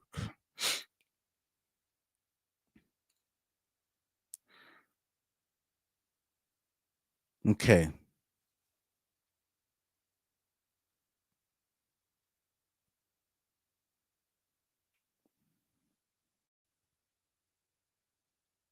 Because like even with the Charlie Kirk situation, and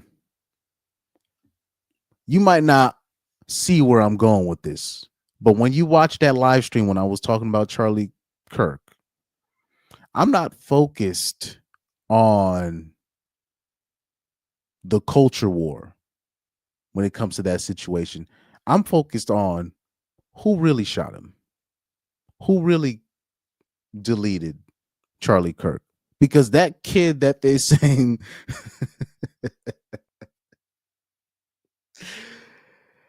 man, I keep telling you, they're gonna blame the incels or what's it, these white loner dudes, and keep pinning these shootings on these white loner dudes. I'm like, they still gonna get away with that nonsense. It's the they pulled that same script. Like I said, always they do the same thing. There's a black dude, they put a sex crime on him, right? If it's a white dude, or if they want to pin something on a white dude, they say he's they plant child porn on him, or they say that he didn't get laid, he's an incel. That's why it's just, and you're just like, even if they did do these things, what people don't understand, these people, the government or the FBI, they're tracking, they see all of our text messages. They allow this stuff to happen. A guy like that that's already showing red flags, he's already under investigation. The feds let certain things go so they can catch bigger prey in the future. This is what they do. They can stop these things easily. Easily. So even if he did that, whatever that punk kid that they said that did the shooting, even if he did, he was allowed to do that. If you catch my grift, this could have easily this. But I even say in the stream, I say Charlie Kirk was the perfect sacrifice because of what you said right here. He said, "Well, we all know, we just can't say it exactly. We know that kid ain't." Please, who? Come on, stop it. And then they pin it on the liberals. Now you got the conservatives like just like they just wanted they've had it up to here with the liberals, and the liberals are sitting there celebrating too much. This was a well planned distraction. It's basically 2020 all over again, except with the right.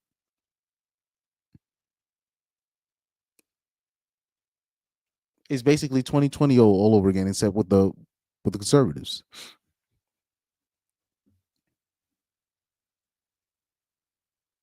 But I'm not even focused on the culture war with that, because eventually that was going to happen. But now people are not even focusing. Like, whoa, don't you guys find it interesting? Charlie Kirk was able to talk about this, that, the other, DEI, liberals, black people, whatever. He could talk about all these things, but for the first 2 months, he starts talking about a certain country.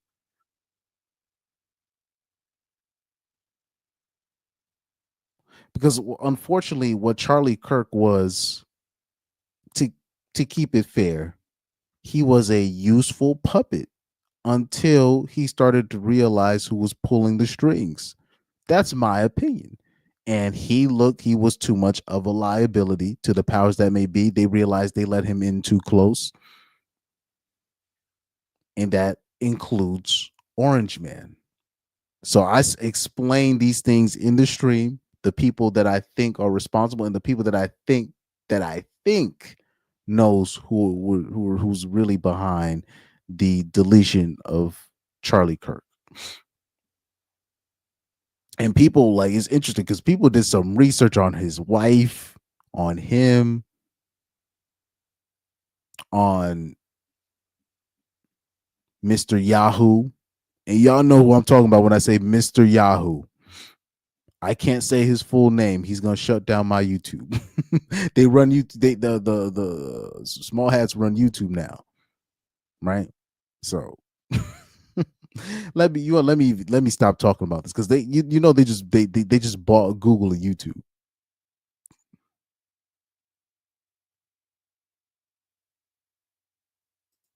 Yep, Jeremy Solero says, and now we're all distracted by this crap. In the meantime, Michigan is overran by Muslims. I will say this though, and people might not like me for this one, but I will say this for this influx. You know how people complain about the influx of Indians or brown people or Arabs. You know who I blame?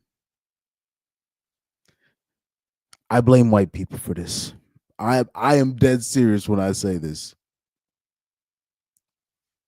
The Indians, the Arabs, they've been they and this is my opinion. I don't think they've taken over. They've already taken over. It's not people are saying, "Oh my god, these people are popping up." And I'm like, "Have y'all been paying attention to the gas stations? Every gas station I go to." I'm talking about this is I'm talking about I've noticed this since any ninja that grew up in the hood can tell you this. These people run every single store. They buy up every store, get control of all the gas stations, and I'm like, how are they allowed to get this wealth? But unfortunately, particularly with the conservatives, they tend to focus on the wrong group of brown people. And the actuality is they gave Indians, they gave Asians, they gave the Arabs so many passes, and now they're looking around and like, oh my God, we're surrounded by these people. I'm like, you gave them so much resources, opportunity, stuff. And unfortunately, because you have certain people in the right that were way too concerned about what ninjas was doing in the hood. And Bolt comes out. There's a 50-yarder, his second long attempt tonight. And the veteran is 2 for 2. My bad. Sorry that the sound came out of nowhere. Well, big play. It's good to have him. That scared the hell out of me. That sound scared the hell out of me. Sorry about that. But anyways, you have certain people on the right that were way too concerned about what ninjas is doing in the hood, and now they're just shocked that they're just surrounded by the Indians and the Muslims. It's not them taking over. They've already taken over. What have they been paying attention to? These ninjas come into the banks. They can get any loan they want. I was noticing this in middle school. And I was just like, dude, every single gas station. I was like, every single gas station I go to, I'm like, what's going on? How is this allowed?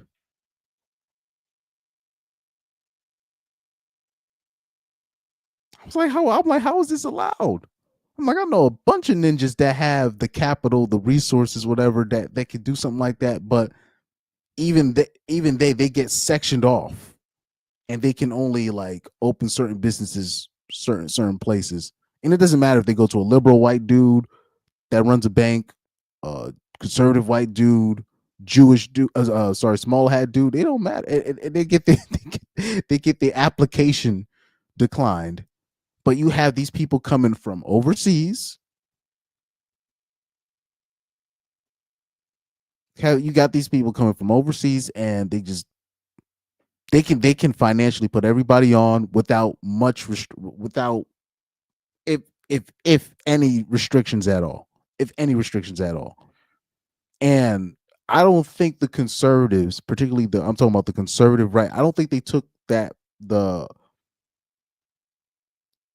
I don't think they looked at the Asians as a threat, or when you talk about the Arabs, what's it, just the Muslims in general, right? The Arabs, Muslims, or just Asian people, the Indians, right? That's what I was thinking. I'm like, I'm missing one. The Indians. I don't think particularly conservatives really looked at them as a threat enough as a threat. But at the same time, they were making families. They was opening up businesses. They were doing this. They were doing that. They was making business moves after they've been taken over. They've been taken over. It's over for like I said, it's really nothing we can do about it. It's really nothing we can. It was nothing we can do about it. This was allowed to happen.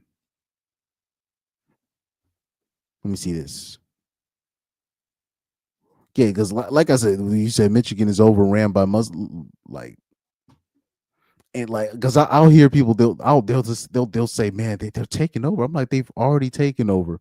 And then when you look at, how about this here? When you look at the finances, who are the richest?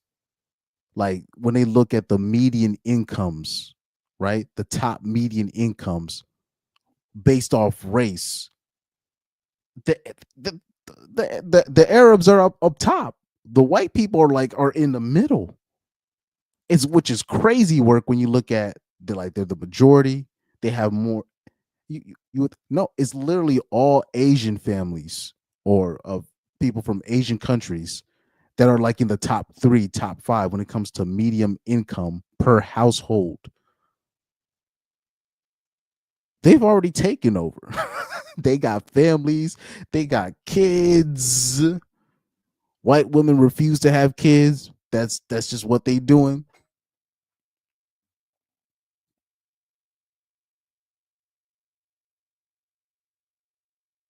They've already taken over. They've already there's and people can talk about deportation.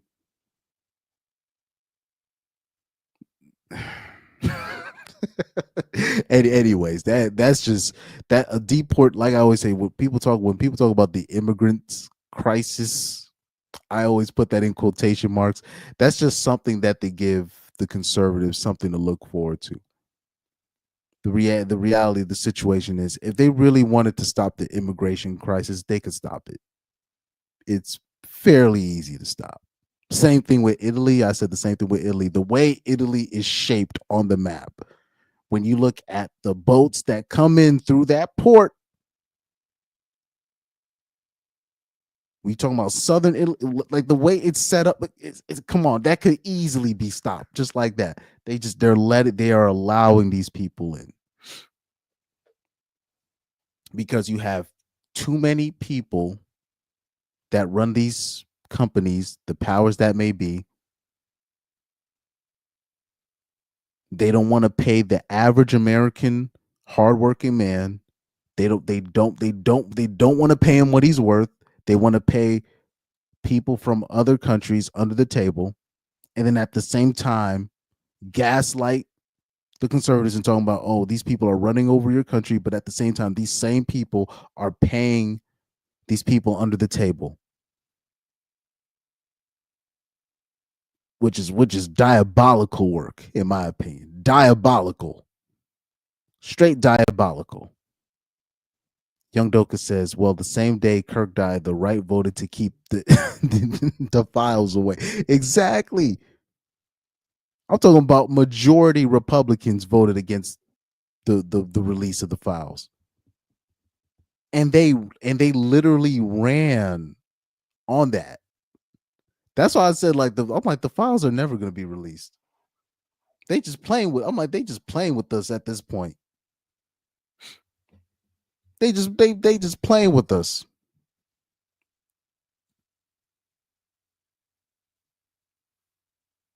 Young Doka says Serial needs to get out of Zaza. It's a disgusting combo. Yahoo got blackmail on all the presidents. Exactly. And once you do the research, you realize this is why certain politicians are placed where they are. It's the people they serve. It's not even the United States of America anymore. They serve Yahoo,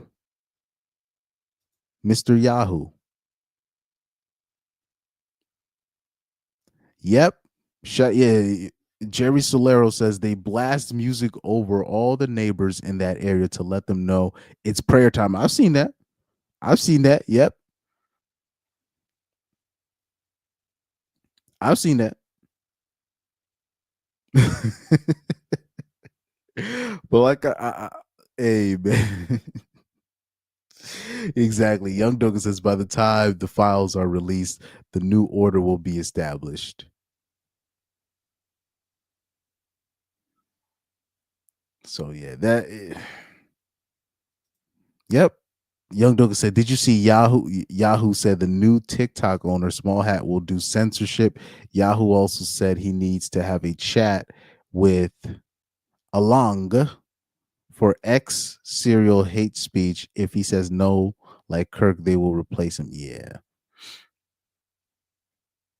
we'll see about that. We'll see about that. I just don't understand, particularly with the conservatives, why they are so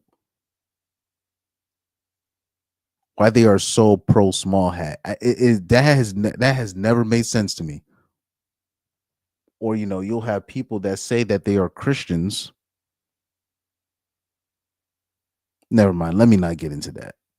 I'm gonna hurt people's feelings. But anyways,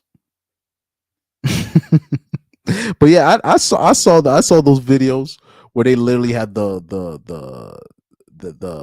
prayer chant, the call to prayer chant, blasted like we in the Middle East. It is like, what are we in the Middle East? No, we're in we're in Grand Rapids, Michigan. like how is this allowed? But I remember when I was a kid, though, I used to be like, damn, the Indians got all the stores, all the corner stores, all the gas stations, all this. I'm like, they taking over. But I was like, I was a kid. I was like, I had to be in elementary school when I was saying stuff like this. I was like, I was asking my parents, like, why they own every gas station, own every this, you know? I was generally confused. Sorry, genuinely confused, right?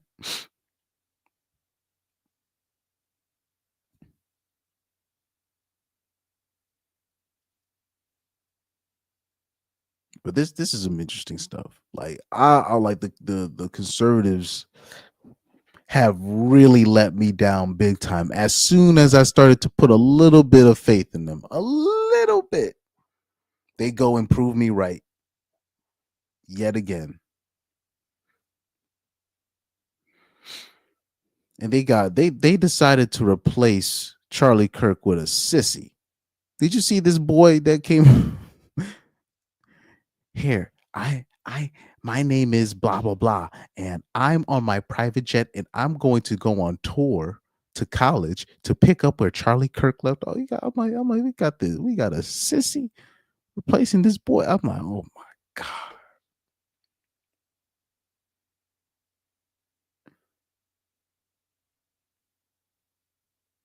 We're gonna have a sissy going around college debating his conservative points with liberals while he's coming out of his private jet. That boy gonna get, oh my goodness, man. This is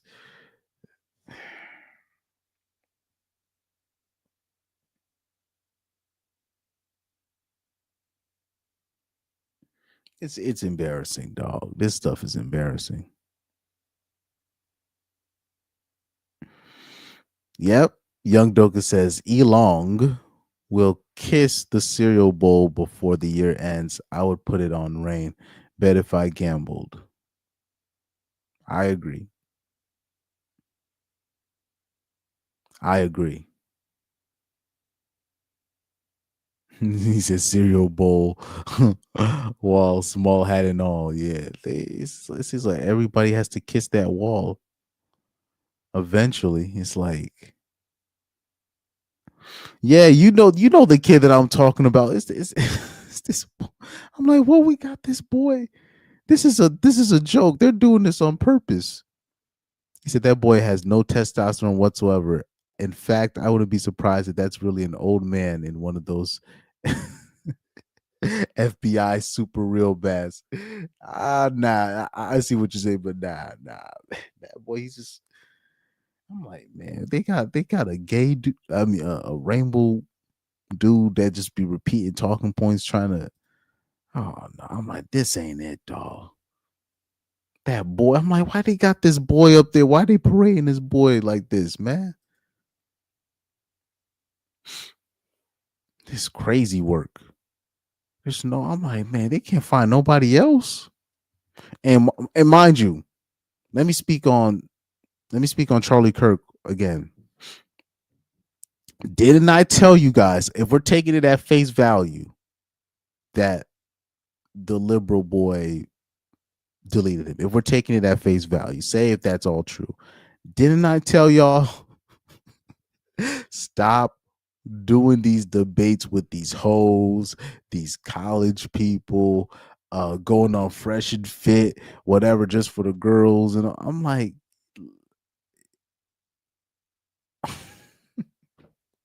I used to be like, yo, I'm like, y'all putting yourselves in danger because you trying to debate with crazy people. You trying to debate people that are insane to do what? I used to literally tell these people, I'm like, why they're debating these people? What are you trying to prove? We already know they crazy. They don't know nothing. I'm like, these are young boys, young girls, 18, 19, if 20. But then I remember when Fresh and Fit got viral because a girl brought her piece with her. And that was really the wake up call right there that people should have taken. I was like, oh, because I remember it went viral when the girl brought a gun to that studio and started threatening people.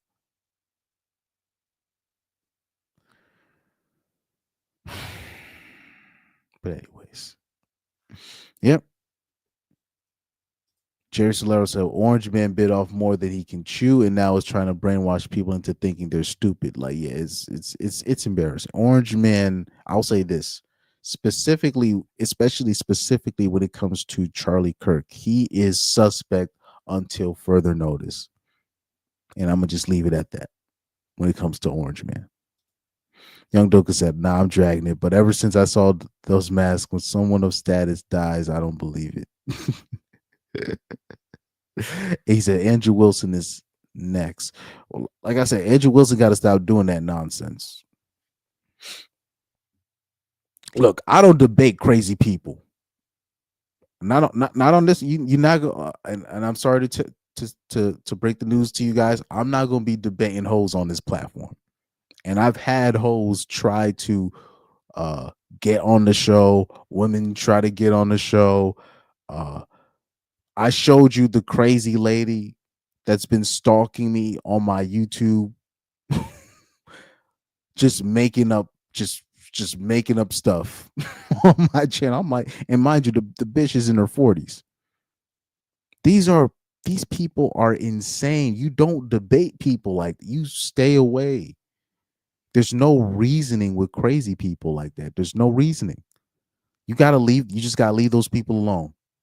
But conservatives, they just want because for me, I don't see no honor in trying to debate college liberal kids that don't know nothing about life.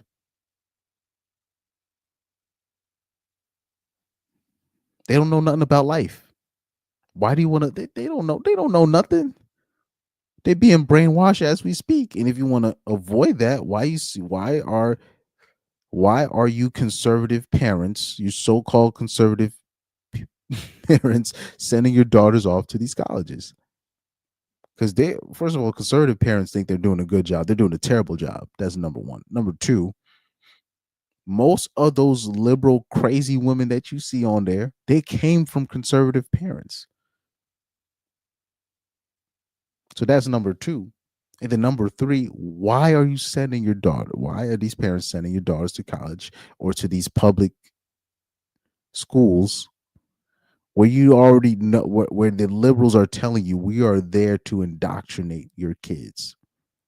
We are there to implement our system to your kids. What are you going to do about it? But I've been saying, like, leave these people alone. Don't be debating these people. What do you gain out of that? You gain nothing.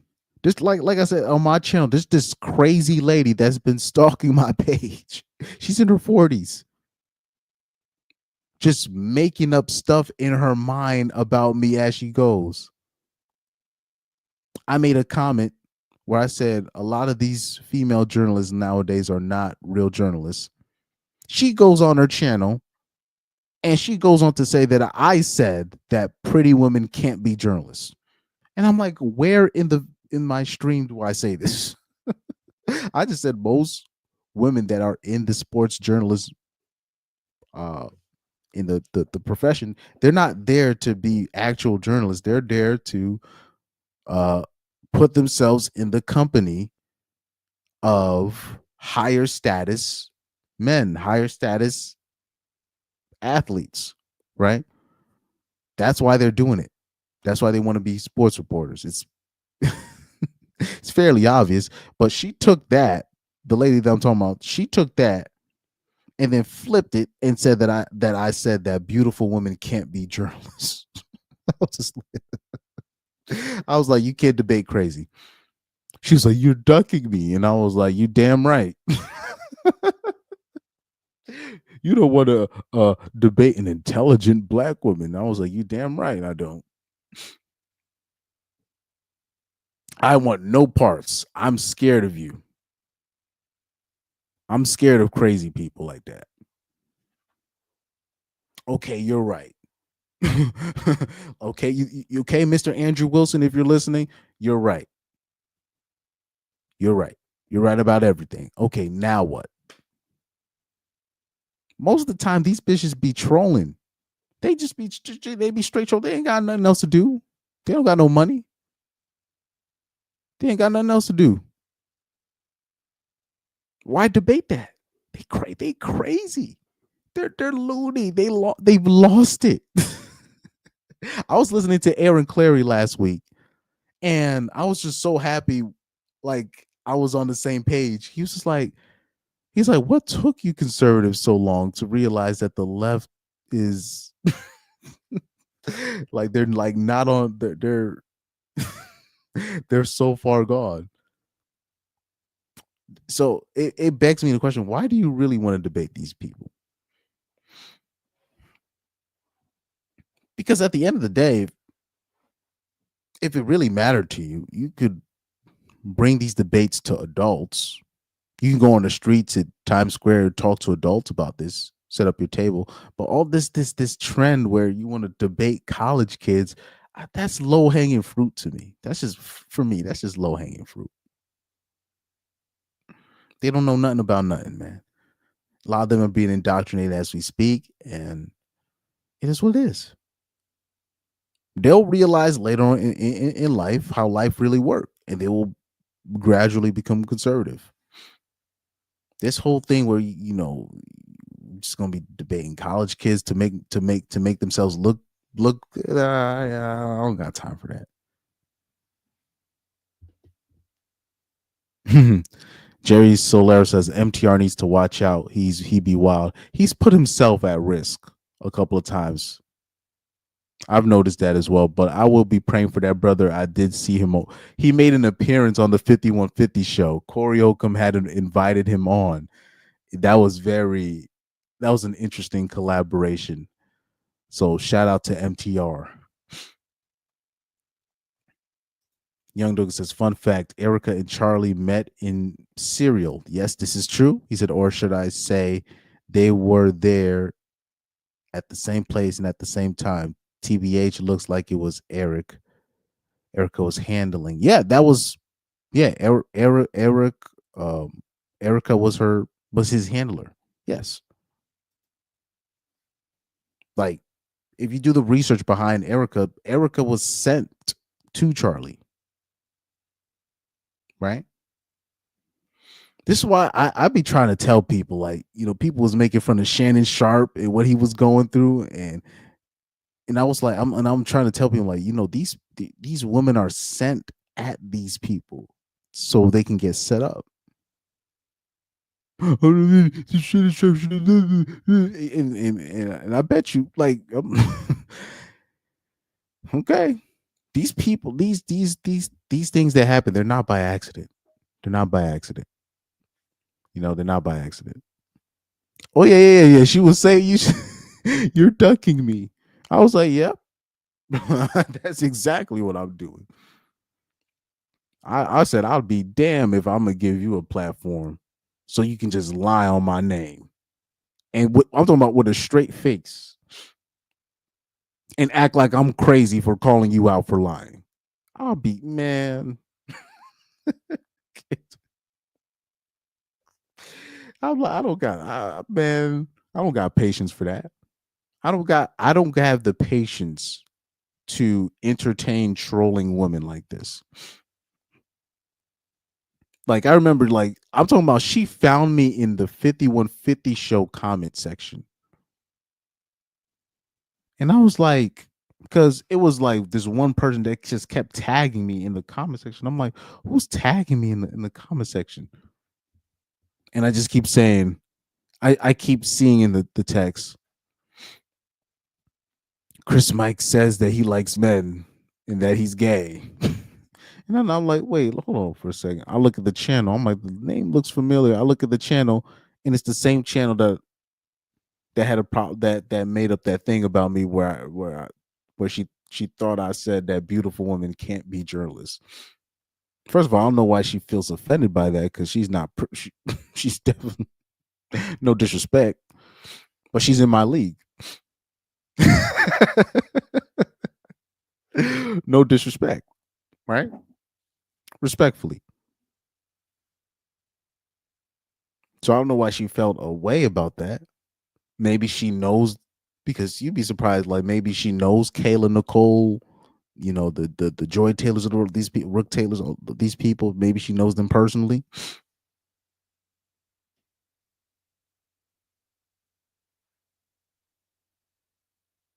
Yep. Shout out to Jerry Solero. He's right. He said Shannon had to go the extra mile for wearing that skin suit. He didn't want to be labeled rainbow. Exactly. Because he those details to come out. That's why he settled. People thought that he settled because he's guilty. No, he settled because all the details of what he does what he does sexually was gonna come out in public. And it was gonna and the stuff that was gonna come out about him, what he does in the privacy of his bedroom, was gonna make Corey Holcomb said be like, you see, I told you, Shannon. But the irony is, for Shannon Sharp to do that, to just settle like that, it confirms everything that we know about Shannon and his sexuality. To the people that are smart, that just basically confirms that what we knew about Shannon sexually, anyways.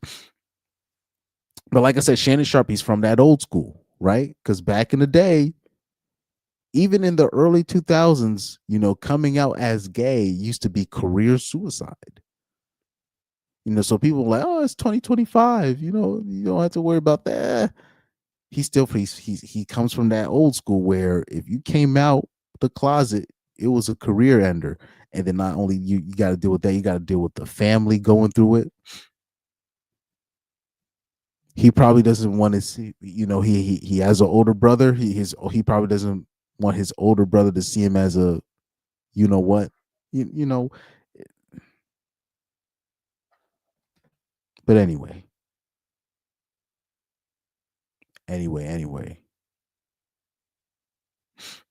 Okay, I didn't miss no well, I didn't miss no important text messages. How about that?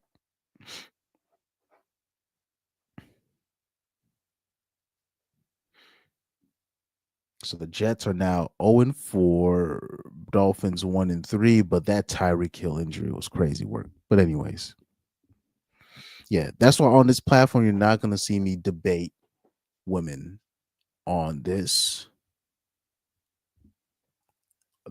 kind of stuff. Like maybe you'll see me bring a woman on here and we'll talk about soccer or something, or we'll talk about sports. I can see me doing that because that's just a respectful, just difference of opinion, right? But when it comes to stuff like this, this kind of no, no, because most women they just can't handle this kind of conversation. They can't, and the proof is the reactions I get when I bring up just a simple concept of just a different perspective, and the vitriol I get just for putting a difference of opinion. Like this is how loony the left is. This is how loony the libs are. They think Charlie Kirk is far right. This is how stupid they are. And people want me to debate that or to no. I'm not debating anybody that thinks that Charlie Kirk is far right. One of the funniest memes I saw was when they were basically making fun of how you have liberals trying to, you know, downplay Charlie Kirk's career achievements, and then they're calling him a far right this, far right, and I'm like, what? What? I'm like, do you guys even know what far right is? Like I'll say this. I'll say this, the our latest generation of Gen Z have been spoiled rotten because I will say this, I was the last of, I will say, the people that in terms of I've gone head to head when I was younger, when I was a kid, with people of that far right ilk. These people are no joke. So for those people to talk, and like I still remember these people. This is hell. This still a lot of them where I live right now, live right now, low key, right? To call Charlie Kirk far right just shows that you're just not that smart. So I'm not debating with no liberal, no 20-year-old broad. If it's gonna be a broad coming up on this channel, they're gonna be up here to give testimony about their 304 life. That's all they finna do.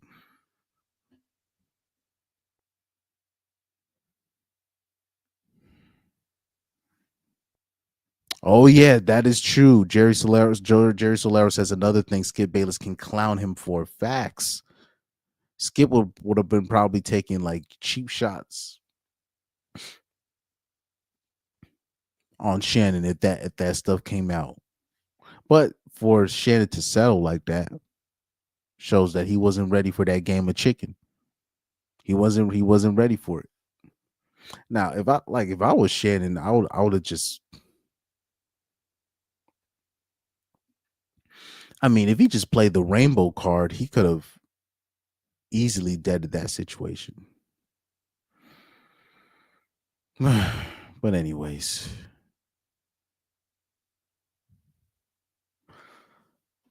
these are the shows I do owe you guys. I do owe you the music show. Right now, I don't know what's going on, but I'm falling asleep like I'm MFer. So before I start really messing up the show, I might have to sign off. But I do owe, like I said, I owe you guys. I don't know about the David episode, but we do have to touch on it a little bit because that's crazy that in 2025, after all the comments, these slick comments I get, people calling me up, what they call it, victim blamer or abuser protector and all this stuff. David was parading around that little girl in front of everybody and nobody did anything. Not only that, he paid off her friends from talking so he can do what he wants. And then now I'm going to make a post next time where I will speak on a situation like this, and then they're gonna act like I'm crazy,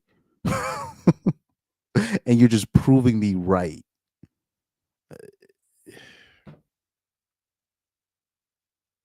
We gotta cover that David situation, but really, it's gonna be a music stream, and we'll talk about the science behind the music. And Jerry Solero, I don't know if you still here, but I was joking earlier on how basically the reason why, one of the main reasons why we underestimate the science of the music. Like one of the main reasons why black people love 90s R&B so much, because technically that was church music but put into the R&B. These were church chord progressions, church piano chord progressions made into hit records. This is why dudes can't, particularly people that grew up during that time listening to that 90s R&B, it's just so significant. There's a science behind that. But I was cracking myself up talking about that because those were basically church records. These were basically church records made into R&B records. So we got to talk about that. And let me make sure I'm not missing nothing on Twitter.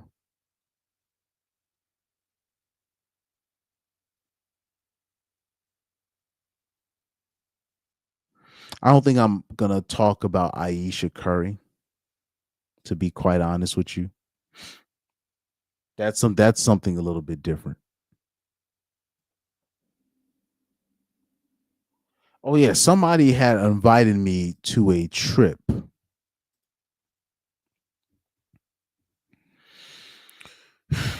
Recently a music trip to make music.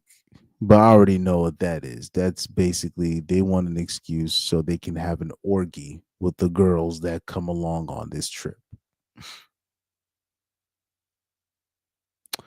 But I'm probably gonna have to decline. Cause I know that shit ain't about no music. Y'all want to have orgies. Motherfuckers be horny as hell, boy. I don't got time for that. I'm not traveling all that way for no. But I don't want to say nothing. I don't want to say nothing because these people have been kind to me. But I know the game. I know what that is, and I don't want to be ended up messing with a bitch, and then people be mad that the bitch takes a liking to me because they don't think they look at me and they don't think bitches should like me, and then when it happens, they get tight.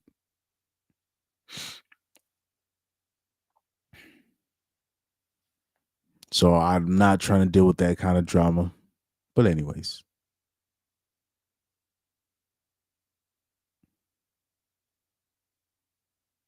gotta crack my neck a little bit. But yo, yeah, man, I'm looking at that Tyreek Hill injury, man. Man, prayers up to that man. If this is his last game that we've ever seen him play, just in general as a pro, I'll say obviously we'll say it right here. First ballot Hall of Famer, no doubt in my mind. First ballot Hall of Famer, Super Bowl champion, one of the best wide receivers to ever do it. I don't know where he ranks, top 10 of all time, but he's definitely up there. Definitely one of the most dangerous players I've ever seen play in the NFL. So shout out to Tyreek Hill. Prayers up. He says Jerry says Aisha is the literal example of having it all and still wanting more. Just the stuff that 50 Cent was talking about with his baby mama for years. But people like some people don't peep game until they see it in a bigger scale, right? That's why, like, even when Aisha Curry, when she went viral on the Red Table Talk, like, it was crazy how it went viral.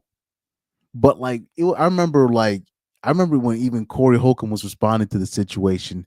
It was exactly how I thought he was going to respond. It was just like we weren't even surprised that she thought that way because we already know how it is with most of the women. Let's keep it a buck.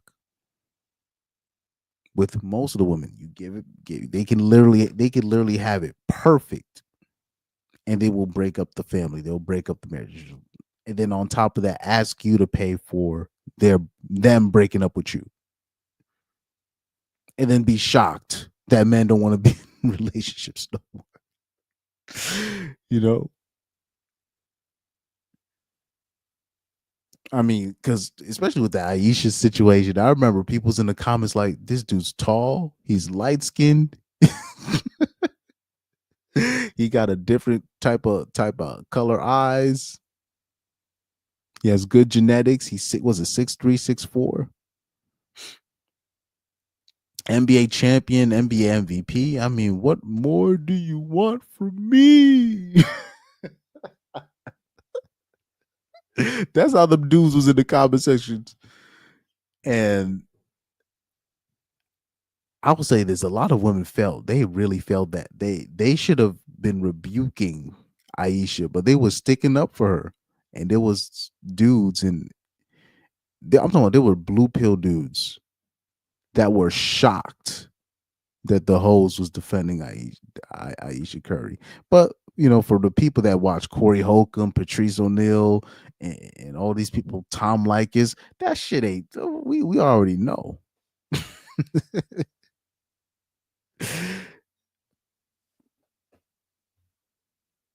Jerry Solero says, if Curry gets cheated on, we have no hope. Well, a lot of these basketball players is getting cheated on. It's not just Aisha. A lot of these athletes get they're away from home too much. They're away from home too much, and women crave that connection. They can't just sit by themselves and be like, okay. They need that connection from somebody or something.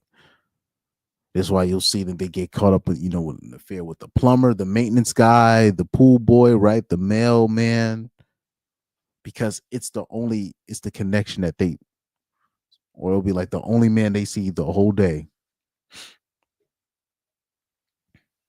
I remember I was in a situation where when I was young, when I was working at the theater, it was just me and her this one shift. And mind you, she didn't find me OD attractive like that. I don't think so, right? She never OD gave me choosing signals, but one time it was at work, just her and me, and I was the only man there, and I wasn't a sissy, right? I wasn't acting soft. She was choosing on a ninja that day, specifically that day. Not only last for a day, but I was the only man there. So she was going in. I'm not talking about regular I'm talking about she wanted to smash. I'm like, trust me, I know those looks. She went right up, like, so much so, like, I remember even seeing one of these videos where it was this young black boy, and he was closing the store with this young Puerto Rican chick, right? And he didn't realize that girl was choosing up on him. He just didn't realize, because he didn't think too highly of himself. But I knew exactly what that was. I've been in that exact same position. That girl she literally touched. She went up to him on camera while he was on camera and touched his junk, just grabbed it. And this ninja did not know what to do. And everybody in the comment section or in the live chat was like, "Yo, you might as well just turn off the camera and handle your business." But he didn't know what he was just like, I don't. When them girls get lonely, especially if they away from their man a lot, and I'm talking about their man could be the perfect package, literally the perfect package, 6 feet, whatever, and money and all that, caring, provider, all that. If he's away from her for too long, she's gonna cheat.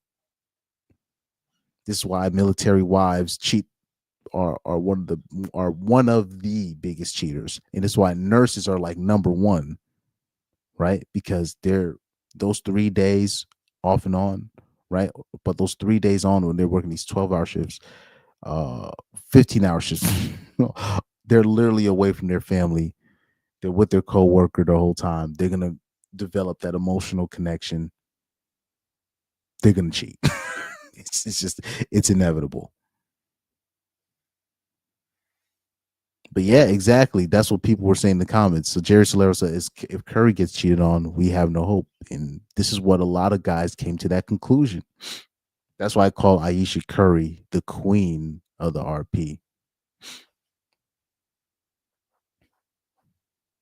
The Jets lose by one score again. Wow. But anyways, they're now 0-4. They're 0-4.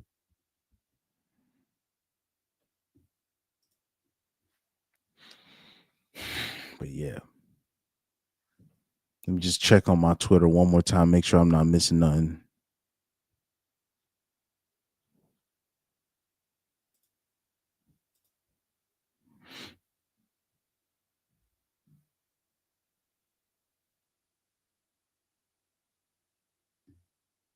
Okay, yeah. I'm not gonna do no more politics. No more politics. No more politics. I saw something political. I'm like, never mind. Yep. Jerry Solero says, I blame J. Cole for telling us to follow that Jada and Will love. That's another thing because that No Role Model song, that was a very popular song. That's one of the most famous lyrics on the song.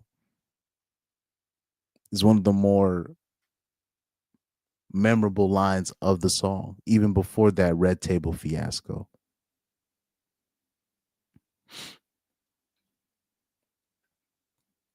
But shout out to J. Cole, though. I think he's a decent hearted man, but I'll say this J. Cole better not get caught up in no drama.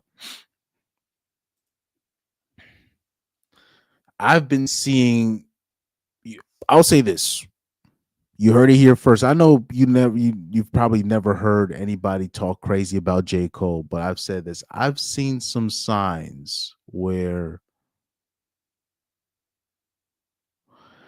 J. Cole needs to stop acting like he's perfect out here. And I'm gonna just leave it out. I'm gonna just leave it at that. He better make sure his people don't. He better not get caught up with nothing, because he's already kind of established himself as that kind of guy that he's not gonna be messy. He's not gonna be this, but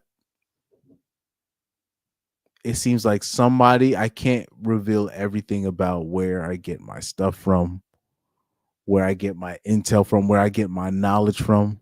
But I'm gonna say this, J. Cole, don't get too cute out here. Don't get caught up with no honey that you're not supposed to be with. You've already established yourself as decent. And when you get caught up, don't be on that nonsense. I'm not snitching on J. Cole. I'm just saying, stop acting like you perfect out here. I love you. Like, I love J. Cole as a brother. I love that man. I love that man. But move, make sure you're from this point forward on, move differently. Move a little bit more with purpose. And I'm gonna just leave it at that. Oh man.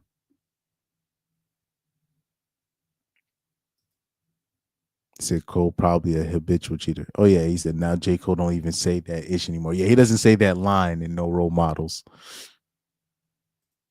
He's Jerry Solero said, "Nah, Cole dropped off for smart reasons." Yeah, I agree, but I agree with that. But we're men, and I'm gonna just leave it at that. At the end of the day, I am a man. Oh man, J. Cole, be out here. Don't get caught up. And I'll say this. How about this? I'll say it like this. Because I don't ever fault a man for having multiple women. That's a man's choice. It's just up to the man to be honest about his lifestyle. But I'll say this about J. Cole. I just want him to make sure he don't get caught up in nonsense, because hoes will set you out and take advantage of your good heart. Because I think J. Cole is a good-hearted person. I don't want him getting caught up with like a hoe he's helping out. Like he sees a hoe in need, and then he gives the hoe a place to stay, and then the next day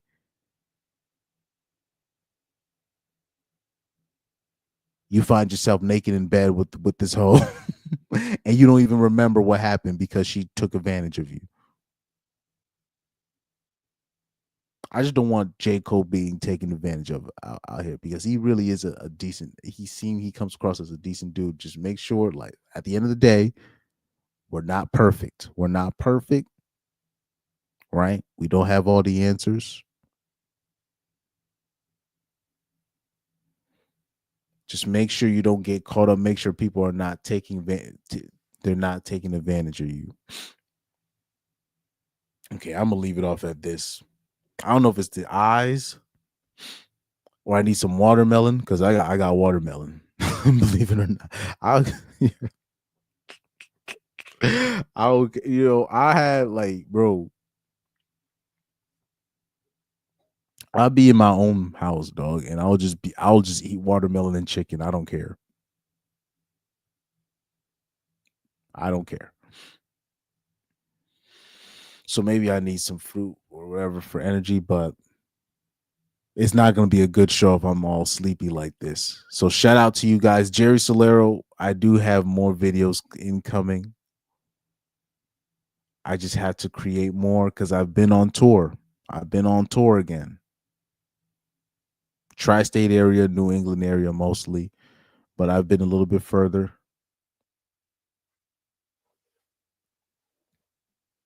I remember, yeah, we did a stop in Pennsylvania, Rhode Island, Massachusetts, etc., etc. So I gotta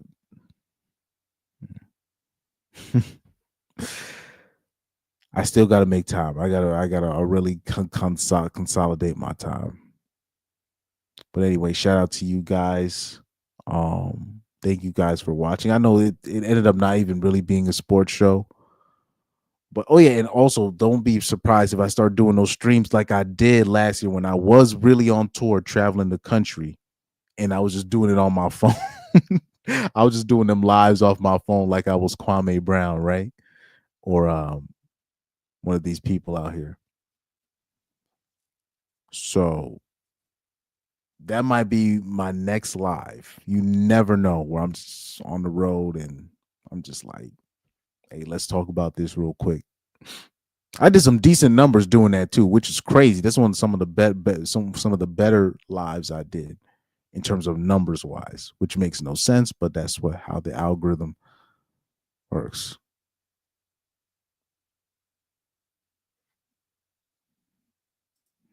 Jerry Solero says, if you were ever looking for a drummer, my cousin goes on tour and is open for gigs always. Send me my Instagram should still be connected to my YouTube. Now, if you have videos of your cousin, or you have information on the IG, feel free. Now, I'm not going to address it with that account. I'm going to use my music account for that. But yeah, send me some videos. You never know. You never know.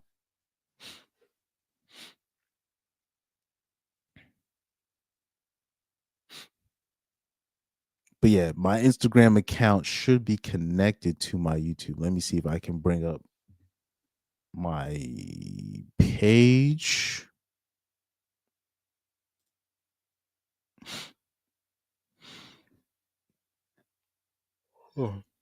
Yeah, the link of my Instagram is in the bio of my YouTube channel. So if you got videos, send it.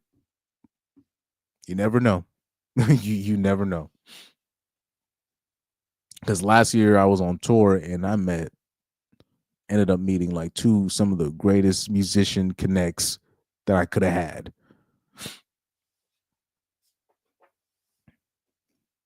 Just off of just meeting them. It's crazy work.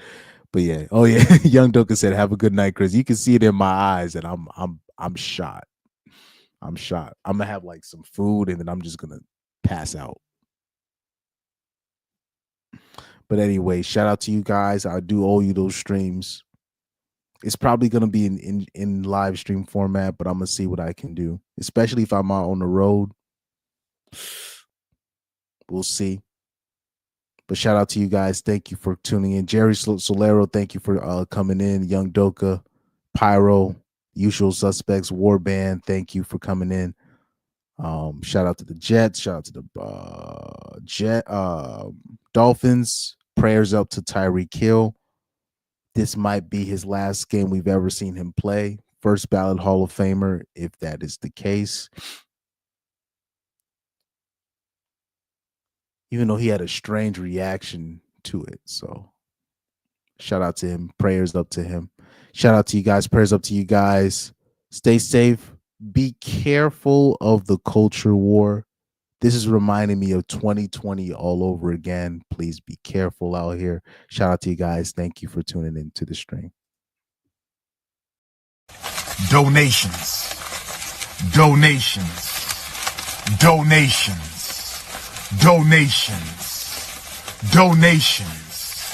Donations. Gifts. Gifts. Gifts. More gifts. More gifts.